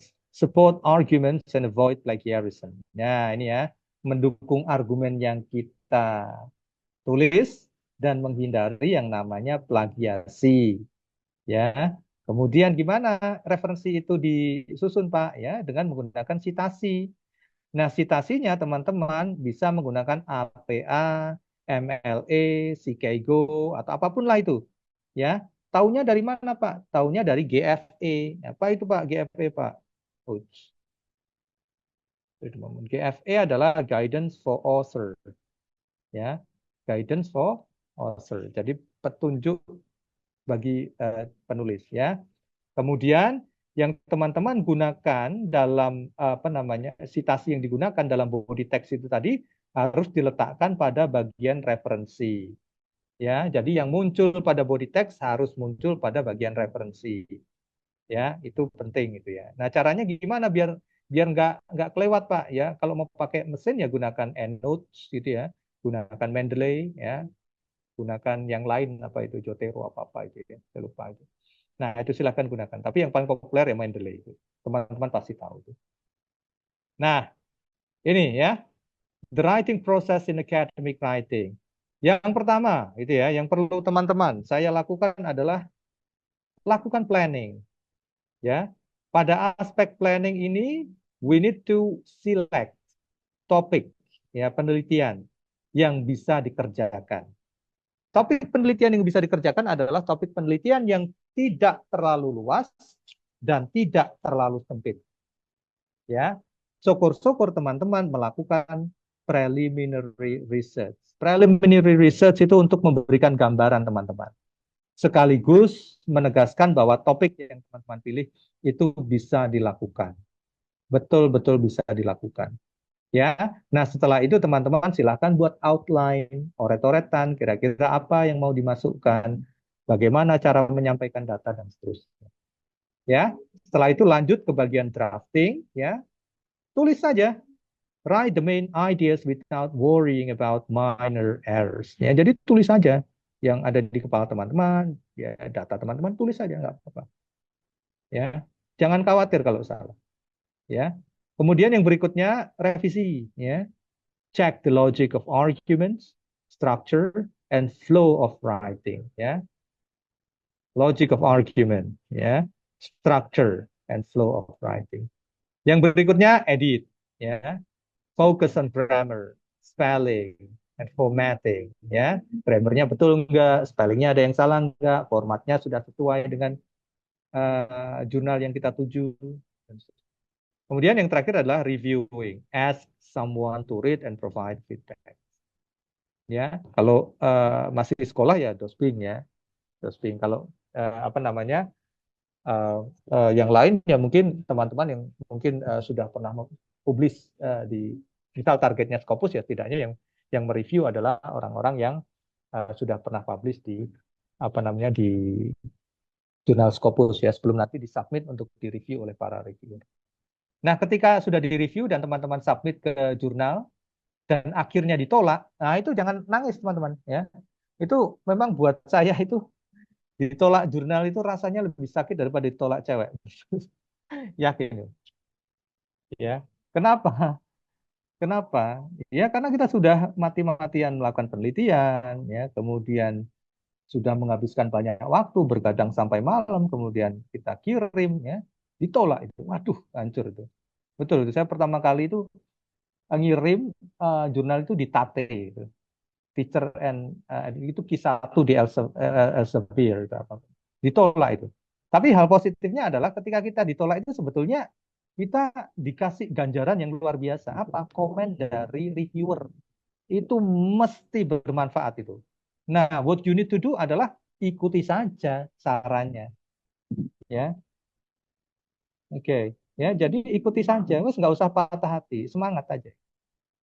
Ya, diikuti aja masukan dari reviewer. Ya, jelek nggak mungkin dong dia nganu kok reviewer top kok. Ya, editor top kok, ya. Nah, jadi diikuti saja gitu ya. Jadi nggak apa-apa gitu. Ditolak itu berkali-kali saya sering sekali. Ya. Oke. Kemudian yang berikutnya, nah ini ya, developing strong argument ya. Main argument, present the clear statement supported by evidence. Nah, again ya, argumen yang kita tuliskan harus didukung dengan bukti atau data. Nah, supporting evidence itu biasanya data itu bisa jadi berupa data, ya, data bisa dari dokumen, hasil eksperimen, ya, bisa dari data yang diambil dari case studies, atau mungkin secondary data yang diambil dari kajian perpustakaan, ya, apa namanya, library research, istilahnya seperti itu. Nah, kemudian yang ketiga ini teman-teman ya. Nah, ini yang saya yang paling suka ini ya. Jadi kalau kita menulis artikel ilmiah untuk publikasi, itu kita jangan senang nulis baiknya penelitian kita saja, gitu ya. Jadi tulisan akademik yang baik itu adalah tulisan yang balance, ya balance. Ya ada plus, ada minusnya. Nah, dalam kasus ini, ya, wait.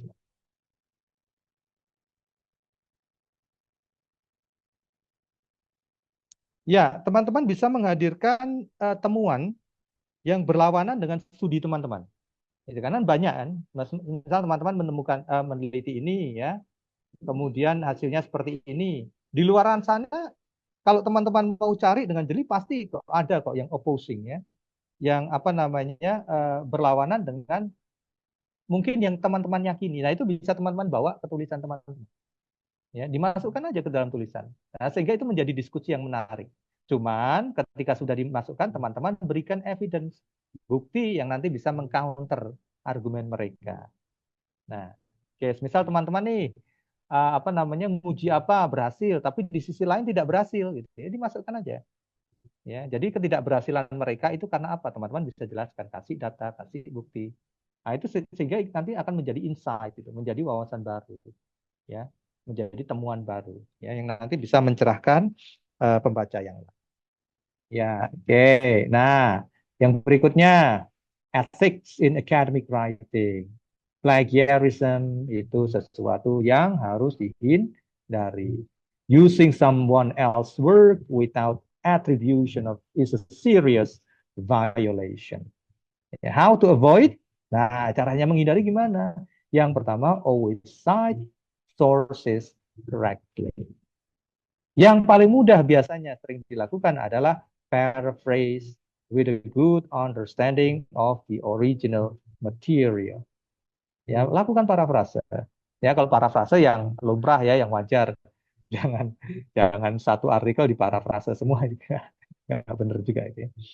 Kemudian be honest, ya, harus jujur in presenting findings and data.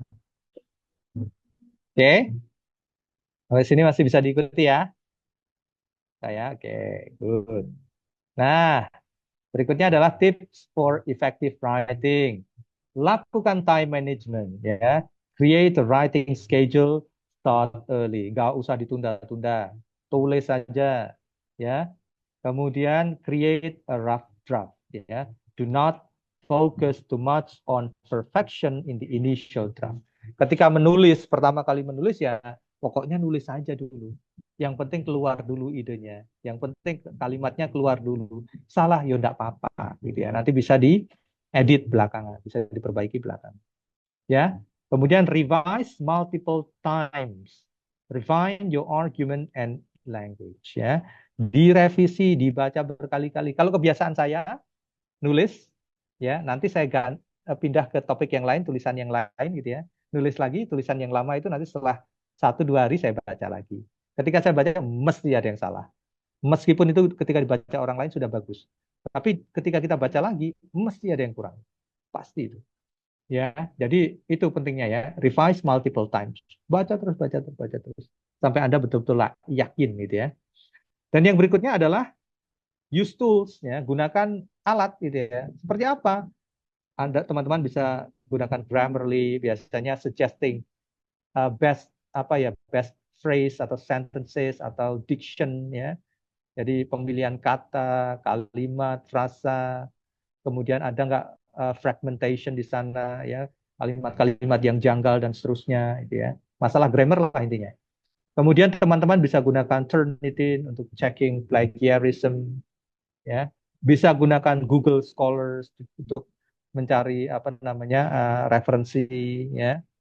Kemudian teman-teman bisa gunakan Mendeley EndNotes ya untuk membuat personal library, ya, apa namanya perpustakaannya sendiri gitu ya. Karena kalau saya senang sih pakai alat itu ya. Jadi nanti ketika nulis apa masukkan citasi itu sudah otomatis masuk bagian referensi. Ya, sudah selesai. Any question? Yes. Yay, finally done. Oke. Oke. Silakan, Mas Mbak. Oke. Halo Pak Kurniawan. Halo, Mas Aan. Oke, siap. Ini kebetulan untuk sesi pertanyaannya nanti sekalian di akhir, Pak. Jadi Siap. nanti langsung dilanjutkan oleh Mas Kholidil. Baik. Siap. Nanti untuk para peserta, saya ingatkan kembali jika ada pertanyaan boleh nanti langsung resen atau di chat box. Saya juga sudah mendapat beberapa pertanyaan dari Google Scholar. Jangan lupa nanti pertanyaan ditujukan kepada siapa ya? Nggih, Bapak Ibu, menika Oh nanti ya. saya eh apa kasih kesempatan kepada Bapak Ibu semua untuk sesi Q&A. Oke, terima kasih Bapak Kurniawan. Sangat menarik sekali tadi Pak Kurniawan membahas tentang dari mulai basicnya dulu, basic menulis, memahami prinsip menulis secara akademik itu seperti apa, sampai tadi tips and trick bagaimana menulis paper yang baik atau strateginya seperti itu. Oke, terima kasih Pak Kurniawan atas waktunya. Selanjutnya ke pembicara selanjutnya. Halo Mas Holidil. Halo Mas Aan, selamat pagi Mas Aan. Selamat pagi Mas Holidil. Kita bertemu lagi secara virtual. Iya, Oke, gimana Mas Holidil? Apa kabar hari ini? Alhamdulillah sehat Mas Aan di weekend pagi ini Ya, ya. oke. Oke. Sebelum kita mulai sesi untuk Mas Holidil, saya bacakan dulu untuk apa CV Mas Holidil ya. Oke. Barangkali operator bisa share screen atau saya bacakan saja ya ini. Oke. Beliau bernama lengkap Holidil Amin, SIKOM, MIKOM. Beliau eh, kuliah di S1 di Universitas Brawijaya, Bachelor of Science in Communication, kemudian melanjutkan S2-nya di Universitas Pajajaran, Master of Science in Communications. Oke, ini professional experience-nya cukup banyak. Pertama dan yang paling current recently itu jadi lecturer and researcher di Undip, Departemen Ilmu Komunikasi. Kemudian sebelumnya beliau pernah menjabat jadi Managing Editor and Journal Operator di Unpad, Jurnal Komden Communication Student Journal. Kemudian Managing Editor and Journal Operator di Pro TVF Universitas Pajajaran sampai 2024 dan akhirnya ada International Business Development Staff di Indonesia Medica. Beliau juga menjadi peer reviewer experience ini banyak sekali, ini tak terhitung sampai ribuan Mas Solidil.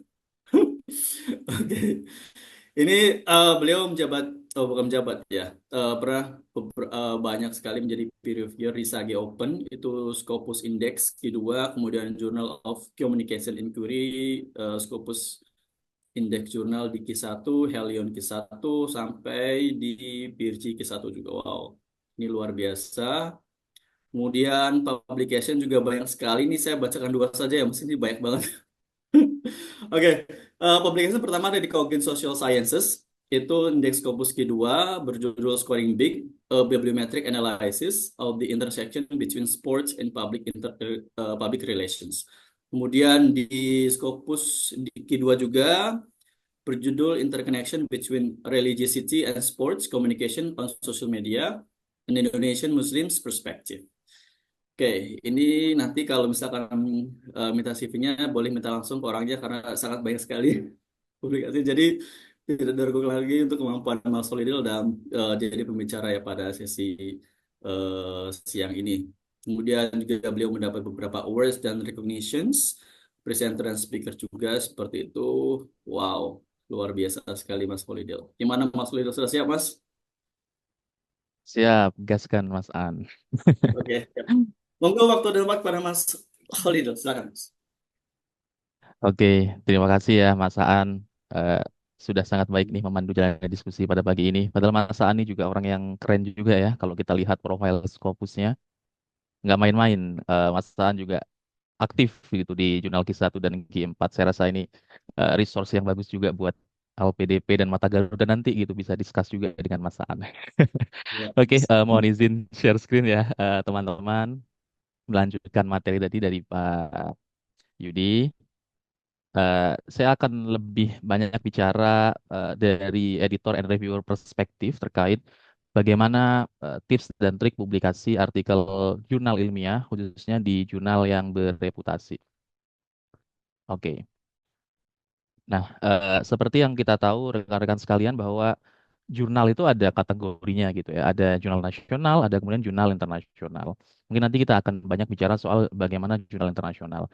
Di nasional sendiri ada yang terakreditasi, ada yang tidak terakreditasi. Tentu akreditasinya adalah Sinta gitu, mulai Sinta 1 sampai kemudian Sinta 6. Dan di internasional itu ada yang terindeks bereputasi dan kemudian tidak terindeks bereputasi bahkan gitu. Yang terkenal adalah terindeks WOS, terindeks Scopus gitu ya, DOAJ gitu. Nah, ini kalau di nasional tentu dan ini mungkin akan berubah tahun ini karena memang ada penyesuaian akreditasi di jurnal-jurnal nasional. Nantinya akan lebih ketat lagi sehingga jurnal nasional akan lebih berkualitas, itu harapannya.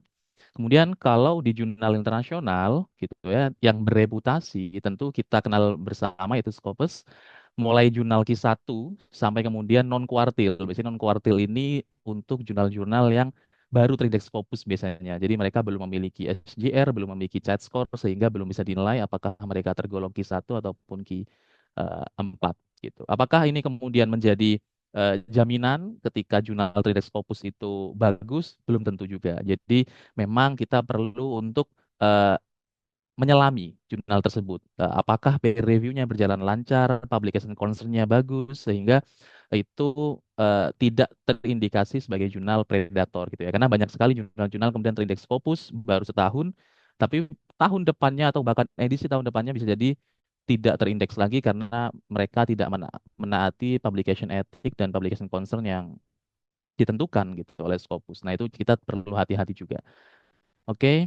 Nah, kemudian nah ini seperti gambarnya ini ya Scopus ya. Kalau kemudian kita mencari apa aja sih jurnal-jurnal yang terindeks Scopus gitu, kita bisa cari by subject gitu ya. Kalau subjek misalkan saya mencari communication gitu. Nah, ini ada 539 jurnal yang terindeks Scopus di bidang komunikasi. Tentu untuk melihat kualitasnya, tentu kalau yang atas-atas sendiri biasanya ya kalau Q1 cenderung dia berkualitas pasti. Tapi kalau untuk Q3, Q4, nah kita juga perlu hati-hati. Kita harus lebih selektif lagi untuk menyelami jurnal itu di halaman jurnalnya bahkan untuk melihat siapa editornya, kemudian bagaimana artikel-artikel yang terbit di sana, apakah cukup bereputasi apa tidak gitu. Apakah saya pernah terjebak? Pernah teman-teman, karena saya juga masih belajar juga gitu ya. Eh, Ketika awal publikasi internasional, wah ini Scopus nih pasti gitu. Awal-awal dulu kita peneliti baru kan gitu ya. Pokoknya Scopus submit aja, Scopus submit aja. Ternyata kita nggak tahu gitu, kita dijebak oleh mereka. Nggak lama kemudian artikelnya discontinue. Itu kan sangat merugikan buat kita. Jadi kita perlu hati-hati juga.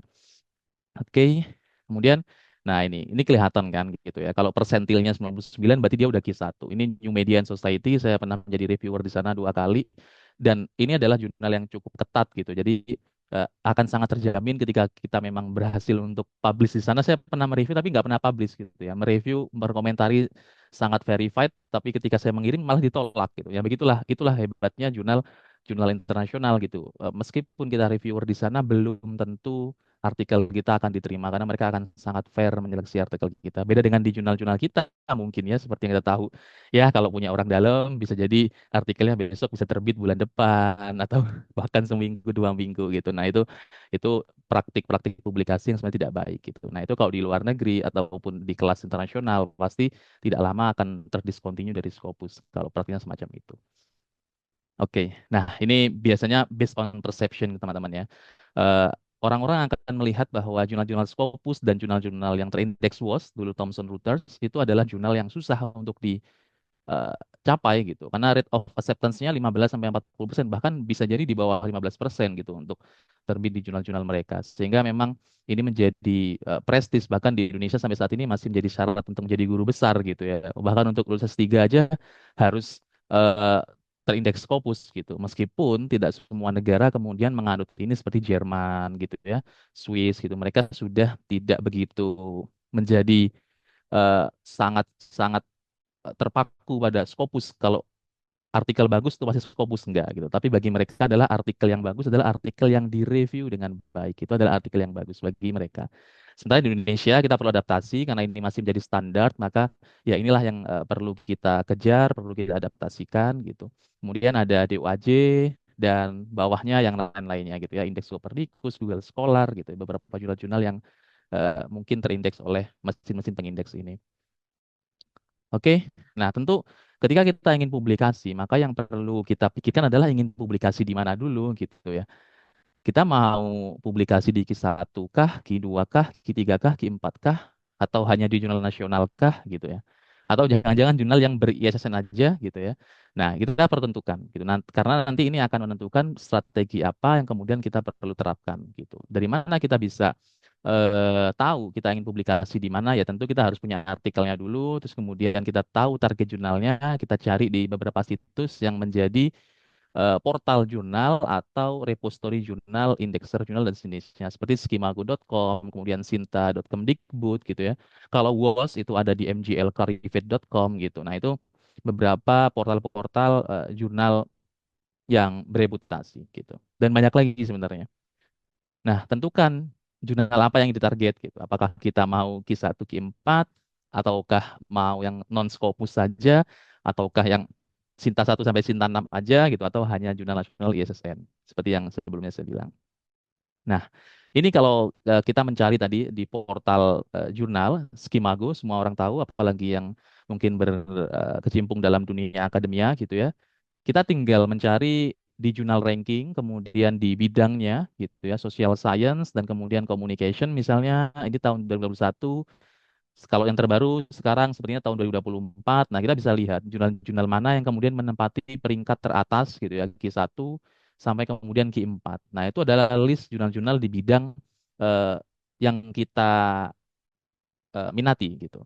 Kalau saya kebetulan di komunikasi, maka saya tentu mencari jurnal-jurnal di bidang komunikasi. Nah, ini nanti akan menyajikan list-list jurnal yang kemudian kita bisa selami lebih dalam lagi apa sih jurnal ini di bidang apa, kemudian skopnya gimana, bagaimana cara kita menulis artikel di sana dan sejenisnya. Kemudian ini Clarivate tadi yang saya bilang Master Journalist mgl.clarivate.com ini punyanya WOS dan ini belum tentu jurnal yang terindeks WOS adalah terindeks Scopus tapi mostly jurnal mereka juga terindeks Scopus juga gitu. Karena ini adalah dua dua mesin pengindeks yang berbeda yang sangat bersaing gitu ya dalam dunia keilmuan kita saat ini.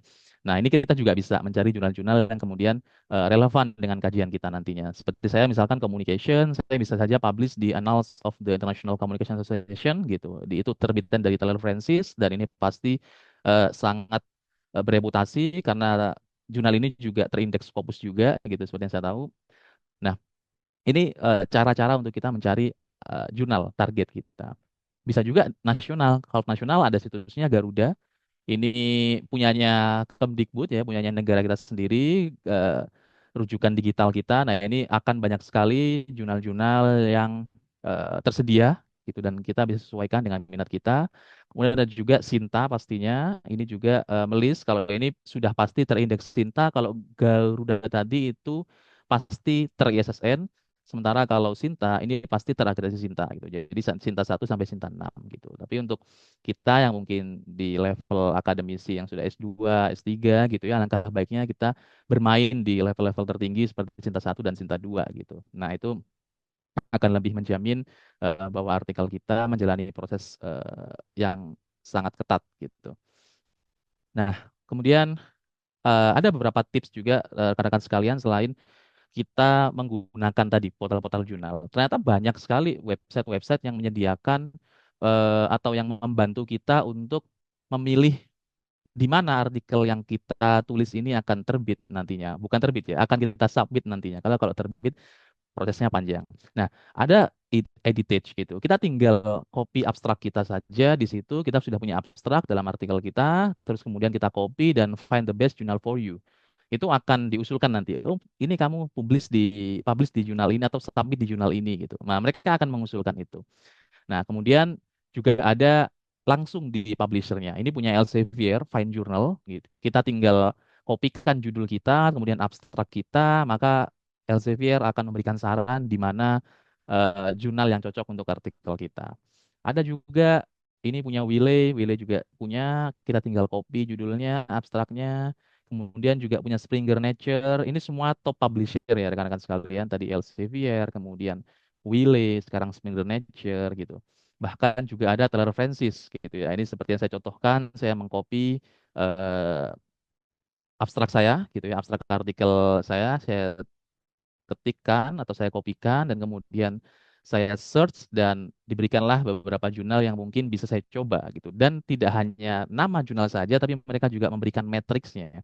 Matriks ini sebagai tolak ukur apakah seberapa besar dampak dari jurnal ini, kemudian seberapa peluang kita bisa masuk di jurnal ini. Kita bisa lihat tadi kalau berdasarkan abstrak yang saya kopikan gitu ya, diberikan ada sebenarnya beberapa, ada 6 ini yang saya screenshot ada beberapa saja. Mereka mengusulkan coba deh submit ke Sport Management Review gitu. Itu acceptance rate-nya 7% rekan-rekan sekalian. Tentu saya akan berpikir dua kali ketika misalkan melihat apakah artikel ini akan cukup bisa bersaing di sana gitu. Nah, kita bisa menimbang rekan-rekan sekalian. Jadi apakah artikel ini cukup menjual atau tidak gitu. Mungkin saya akan lebih memilih jurnalisme praktis gitu ya, yang acceptance-nya 33% gitu.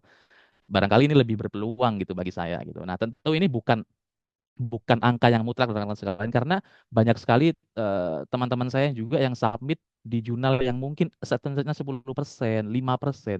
Tapi ketika memang kita bertemu dengan jodohnya dan kualitas artikel kita itu cukup mumpuni, ya kita diterima di situ gitu. Nah, itu kadang yang disampaikan Pak Yudi tadi, pokoknya coba saja dulu gitu. Kita nggak perlu takut untuk mencoba submit di mana gitu. Ya, tentu itu juga perlu pertimbangan ya, apakah kemudian artikel kita ini menjadi syarat lulus, apakah menjadi syarat luaran dari hibah research gitu. Nah, itu tentu menjadi variabel-variabel yang perlu dipertimbangkan ke depannya gitu. Kita mau submit di mana gitu. Nah, itu rekan-rekan sekalian. Nah, tentu dari jurnal-jurnal yang kita temukan tadi, itu ada beberapa tipe jurnal. Eh, ada yang open access, ada yang closed access. Kalau closed access jelas, berarti semua orang tidak bisa mengakses artikel-artikel yang terbit di jurnal itu, tidak semua gitu. Mereka menerapkan subscription. Tapi saya di sini ingin share sedikit beberapa tipe dari jurnal yang open access dan ini juga akan berdampak bagi kita sebagai penulis. Yang pertama ada Platinum Open Access. Ini jurnal yang sangat diminati oleh para ilmuwan. Kenapa? Ya karena artikelnya open access, penulis tidak perlu membayar untuk menerbitkan di sana dan pembaca juga tidak perlu membayar gitu. Jadi pembaca ketika mau membaca di jurnal ini itu udah tinggal akses aja gitu. Mungkin tipe-tipe jurnal ini seperti Helion gitu ya, yang mungkin beberapa pro dan kontra dengan Helion. Kemudian ada Social Science Humanities Open punyanya Elsevier. Kemudian seperti Coggan gitu ya, punya Taylor Francis atau Coggan itu adalah bukan sorry ralat. Platinum Open Access itu adalah penulis nggak bayar sama sekali. Nah ini ada seperti International Journal of Communication punya Southern California. Jadi kita sebagai penulis ketika mau artikel kita open access kita nggak perlu bayar.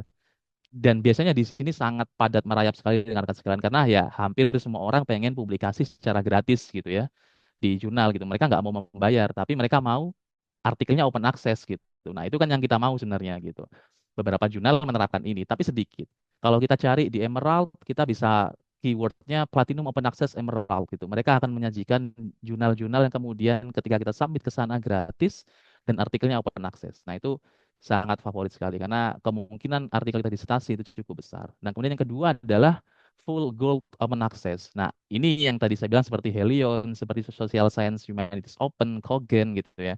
Mereka gold open access. Jadi kalau kita publikasi artikel, kalau kita mengirim artikel di sana dan artikel itu diterima, maka kita harus membayar agar artikel kita terbit secara open access dan bisa diakses gratis oleh pembaca gitu. Nah, itu namanya full gold open access. Tentu ini eh, pertimbangannya akan banyak nantinya. Apakah dana cukup mencukupi dan sejenisnya gitu. Apakah kalau di award di LPDP, apakah reward di LPDP cukup menutup biaya gold open full gold open access ini Nah, itu seperti itu. Itu perlu pertimbangannya gitu. Nah, kemudian ada juga yang hybrid gold open access. Nah, ini biasanya yang sering digunakan oleh kita-kita ya dari negara Indonesia ini yang dana risetnya sangat terbatas gitu ya. Tentu kita akan memilih untuk tidak open access gitu, tapi terbit di jurnal yang bereputasi. Tapi nantinya artikel kita biasanya tidak akan bisa terbuka oleh halayak awam gitu. Misalkan contoh kita terbitkan di Asian Journal Communication. Itu adalah hybrid gold open access. Ketika kita publish di sana, itu nanti kita bisa milih ketika diterima apakah artikelnya mau open access atau tidak. Kalau Anda mau memilih open access, maka Anda harus bayar sekian puluh juta. Kalau nggak open access berarti gratis. Tapi nanti penulis akan membayar ketika mengakses artikel Anda gitu. Nah, sayangnya membayar itu nggak masuk ke kantong kita gitu ya, tapi masuknya ke kantong penerbit. Nah, itu sih. Itu adalah pro kontra dari dunia gelap akademisi sebenarnya gitu. Hybrid gold open access.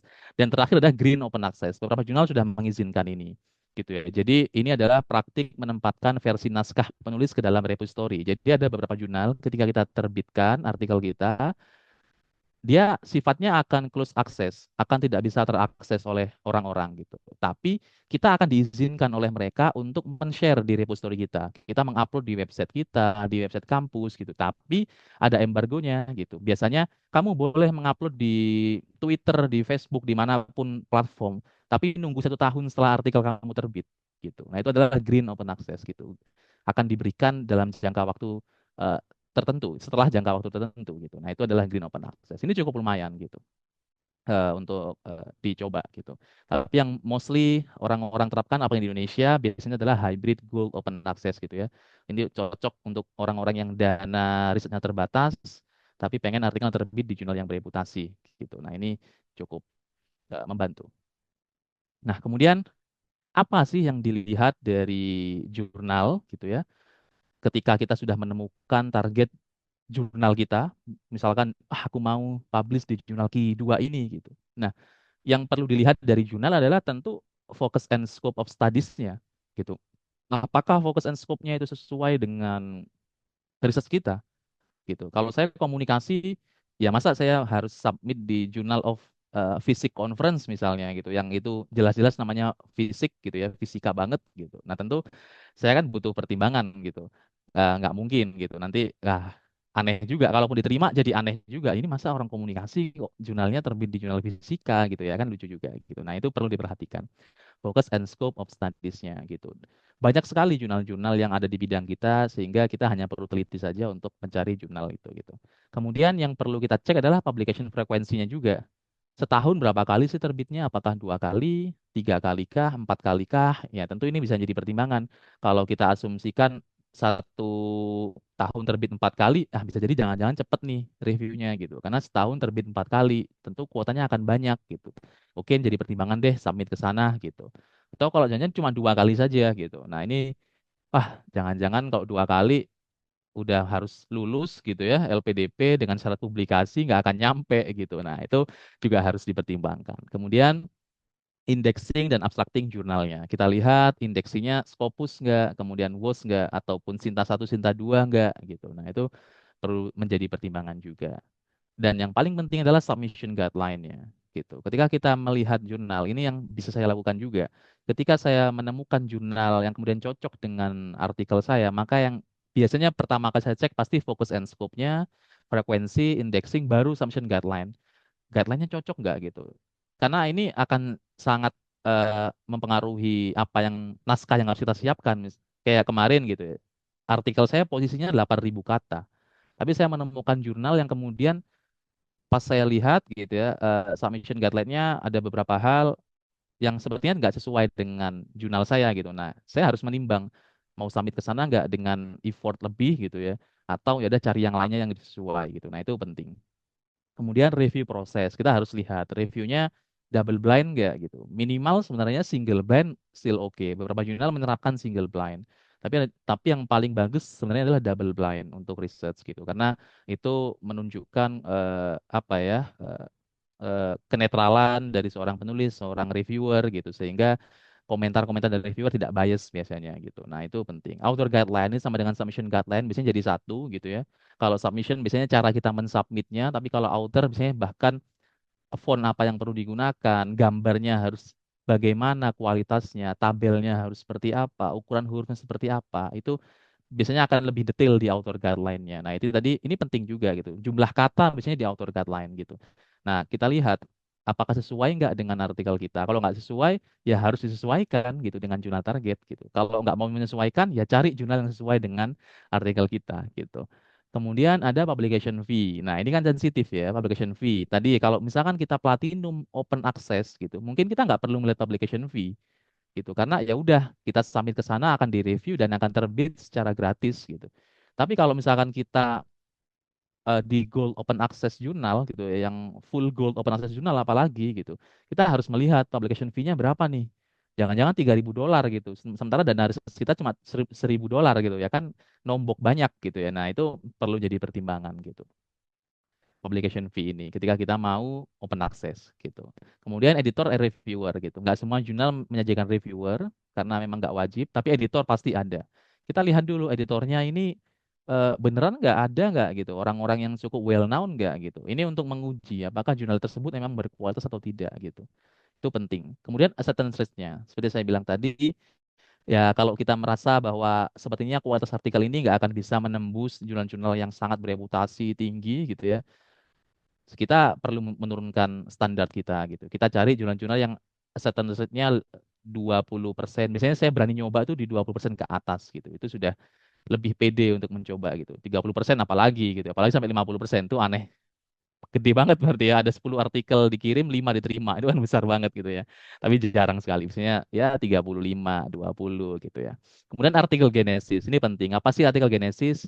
Artikel genesis itu untuk melihat artikel itu kapan disubmit, kapan direvisi, kapan terbit. Ini itu sebagai informasi buat kita penulis. Seberapa lama sih ketika kita mengirimkan artikel di situ prosesnya gitu? 2 bulan kah, 3 bulan kah, 6 bulan kah? Nah ini kan tentu bisa jadi pertimbangan buat kita gitu. Apakah kita akan submit ke sana atau tidak gitu. Karena bisa jadi ada yang setahun. Saya aja punya satu artikel di Scopus sampai saat ini setahun masih belum selesai di review gitu. Bahkan ini masih masuk review kedua gitu.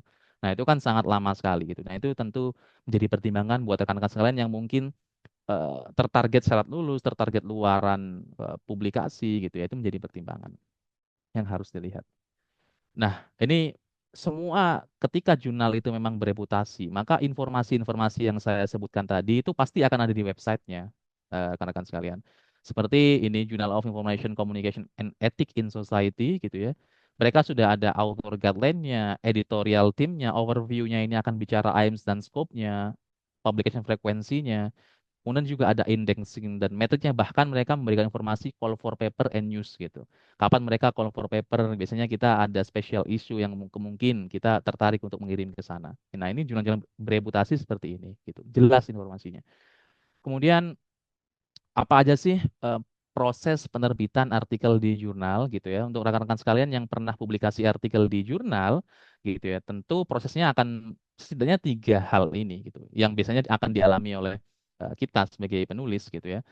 Submission, kemudian review, kemudian publish. Nggak mungkin review itu publish ya. Setelah review itu ada revisi pasti. Jadi submission pasti kita akan cek about the jurnalnya seperti apa gitu ya. Kemudian submission checklistnya apa yang perlu disiapkan. Kemudian cara menulisnya seperti apa, formatnya seperti apa. Pasti kemudian kita register karena semua jurnal sekarang sudah online base gitu ya. Jadinya kita harus membuat akun biasanya sebelum kita mensubmit. Kemudian setelah artikel disubmit, apa yang bisa kita lakukan? Hanya menunggu gitu. Hanya menunggu artikel itu direview at least to peer reviewers biasanya gitu. Nah, kita hanya bisa menunggu sampai kemudian kita akan dapat gitu komentar dari mereka sebagai editor dan sebagai peer reviewer gitu.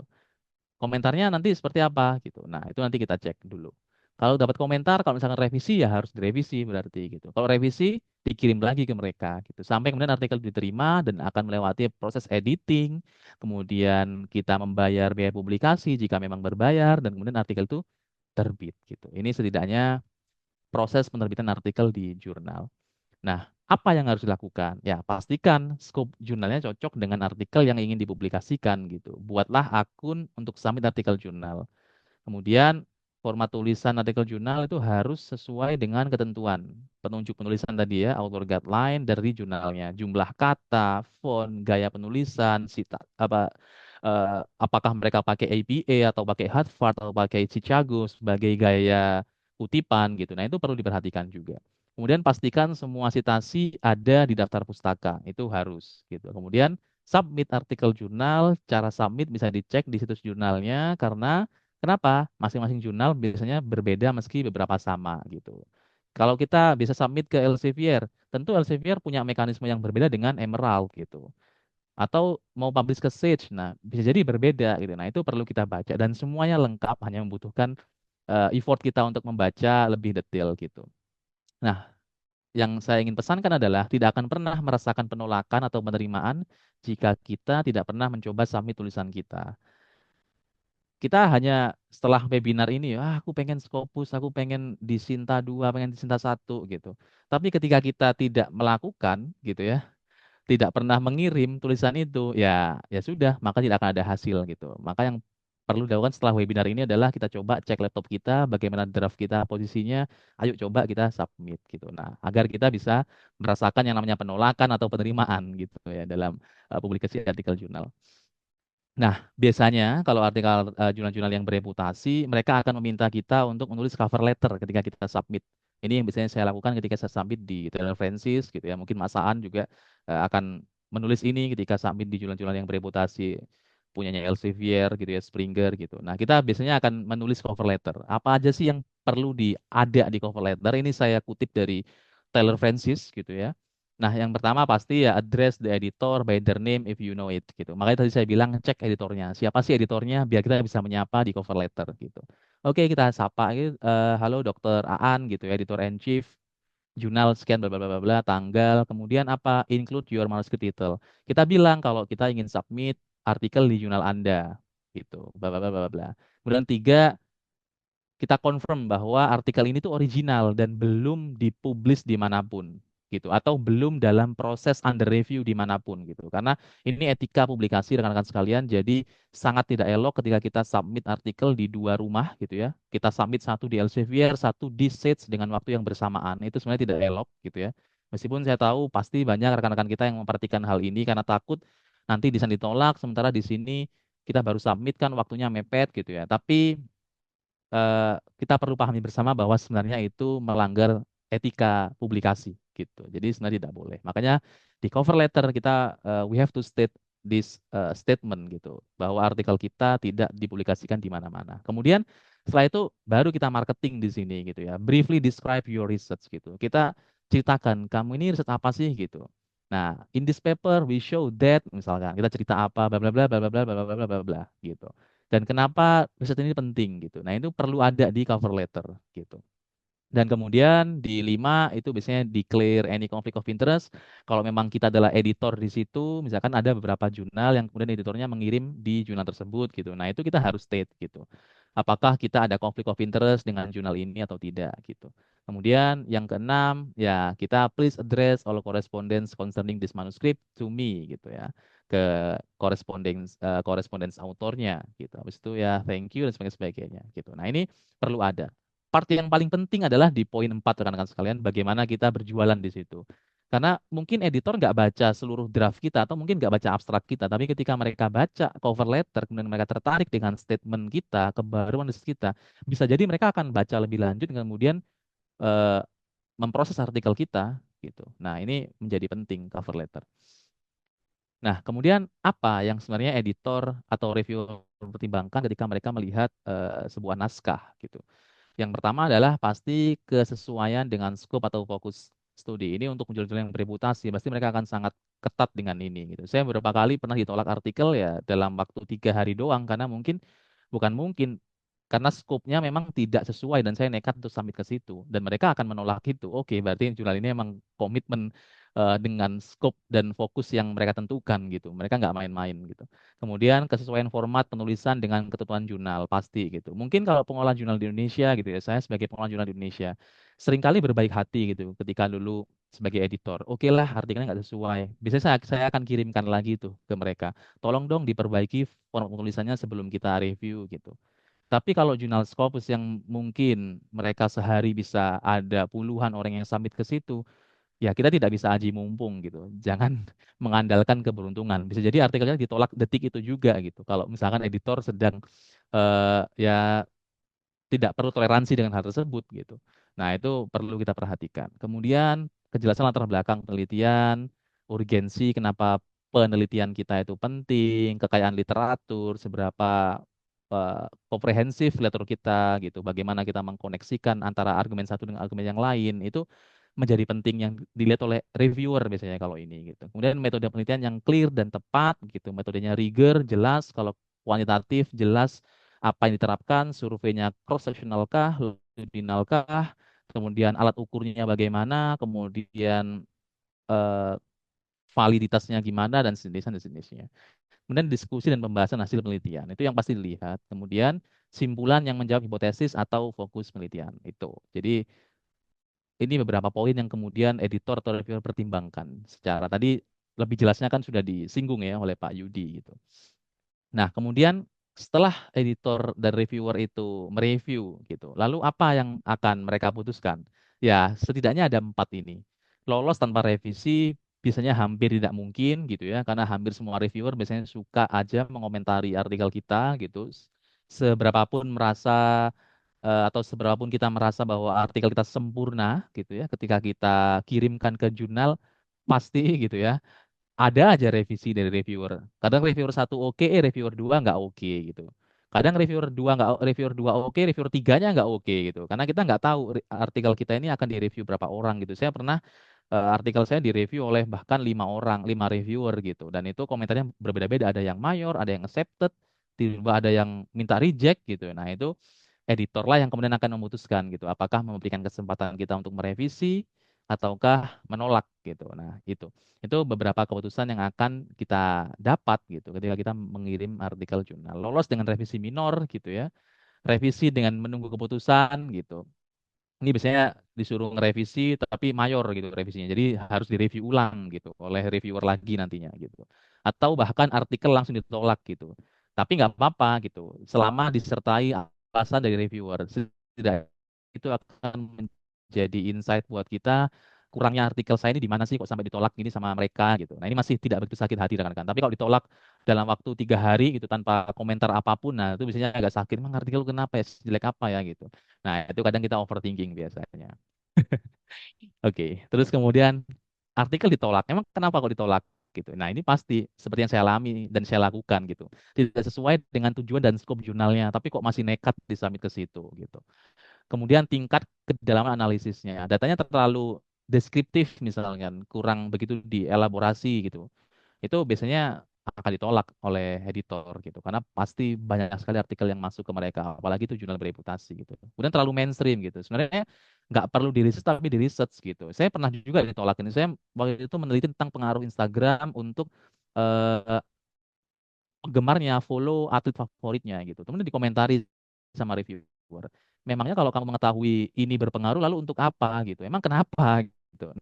Nah, itu kadang ketika kita tidak mampu menjelaskan gitu hal-hal yang kemudian unik dari artikel kita, dari naskah kita, dari riset kita, ya maka mereka pasti akan menolak gitu. Oke, kalau misalkan kita dapat review, tapi kalau ditolak di awal ya kita hanya bisa memperbaiki itu ke depannya gitu ya. Kemudian keunikan atau gap dibandingkan dengan artikel sejenis gitu ya. Apalagi dulu saat di COVID gitu, banyak sekali orang riset COVID gitu. Tentu keunikan ini akan menjadi nilai jual gitu dan sangat dipertimbangkan oleh reviewer gitu. Kalau tidak punya keunikan, tidak ada gap di situ, hanya sekedar amati tiru modif. Nah, bisa jadi akan ditolak ketika di jurnal bereputasi gitu. Kemudian tidak memenuhi kaidah ilmiah, artinya similarity check melebihi ambang batas. Biasanya ini akan langsung red flag gitu ya editor ketika melihat Turnitin 50% gitu ya. Bahkan Turnitinnya mungkin secara substansi. Kadang kan Turnitin itu memeriksa secara teknis gitu ya. Karena mungkin kalimatnya sama, ya udah dihitung sama gitu. Tapi editor yang bijak misalnya dia akan melihat dulu gitu.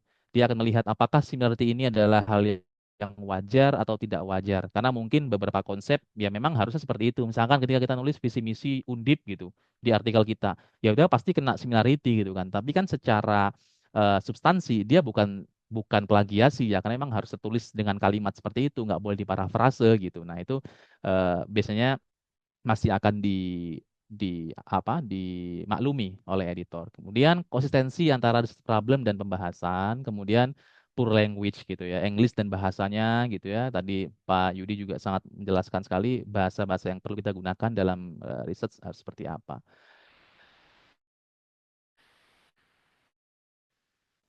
Kemudian, nah ini pengalaman saya juga, saya pernah submit dulu, ini adalah first article, my itu skripsi tiba-tiba kirim ke jurnal Scopus gitu ya, dan alhamdulillah prosesnya di luar ekspektasi saya gitu, mendapatkan review dan mendapatkan revisi gitu. Jadi direvisi. Oke, kalau ketika mereka minta revisi ya kita revisi gitu. Jadi masukannya apa, komentarnya apa, kita revisi, dan kemudian ketika saya merevisi dan hasilnya adalah saya diterima di akhir tahun 2020. Cukup panjang prosesnya, hampir 9 bulan waktu itu. Jadi ya itulah memang eh, eh, proses dari publikasi tapi juga memang menindaklanjuti mengalami mayor revision, bahkan ini tadi di Journal of Information Communication Ethics Society gitu ya. Setelah di submit, habis itu di review, saya submit Januari, kemudian baru dibuskan itu di Maret. Dan itu pun major revision gitu ya. Dan untuk menjawab pertanyaan reviewer gitu ya. Dan hasilnya ternyata ditolak rekan-rekan sekalian. Jadi artikel ini saya ditolak, sekarang sedang waktu itu akhirnya disubmit ke Jurnal Komunikasi Malaysia dan alhamdulillah diterima di Q2. Yang ini waktu itu Q1 gitu. Dan nggak masalah rekan-rekan sekalian itu tadi gitu. Artikel itu akan menemukan rumahnya selama kita memang mau memperjuangkan artikel itu.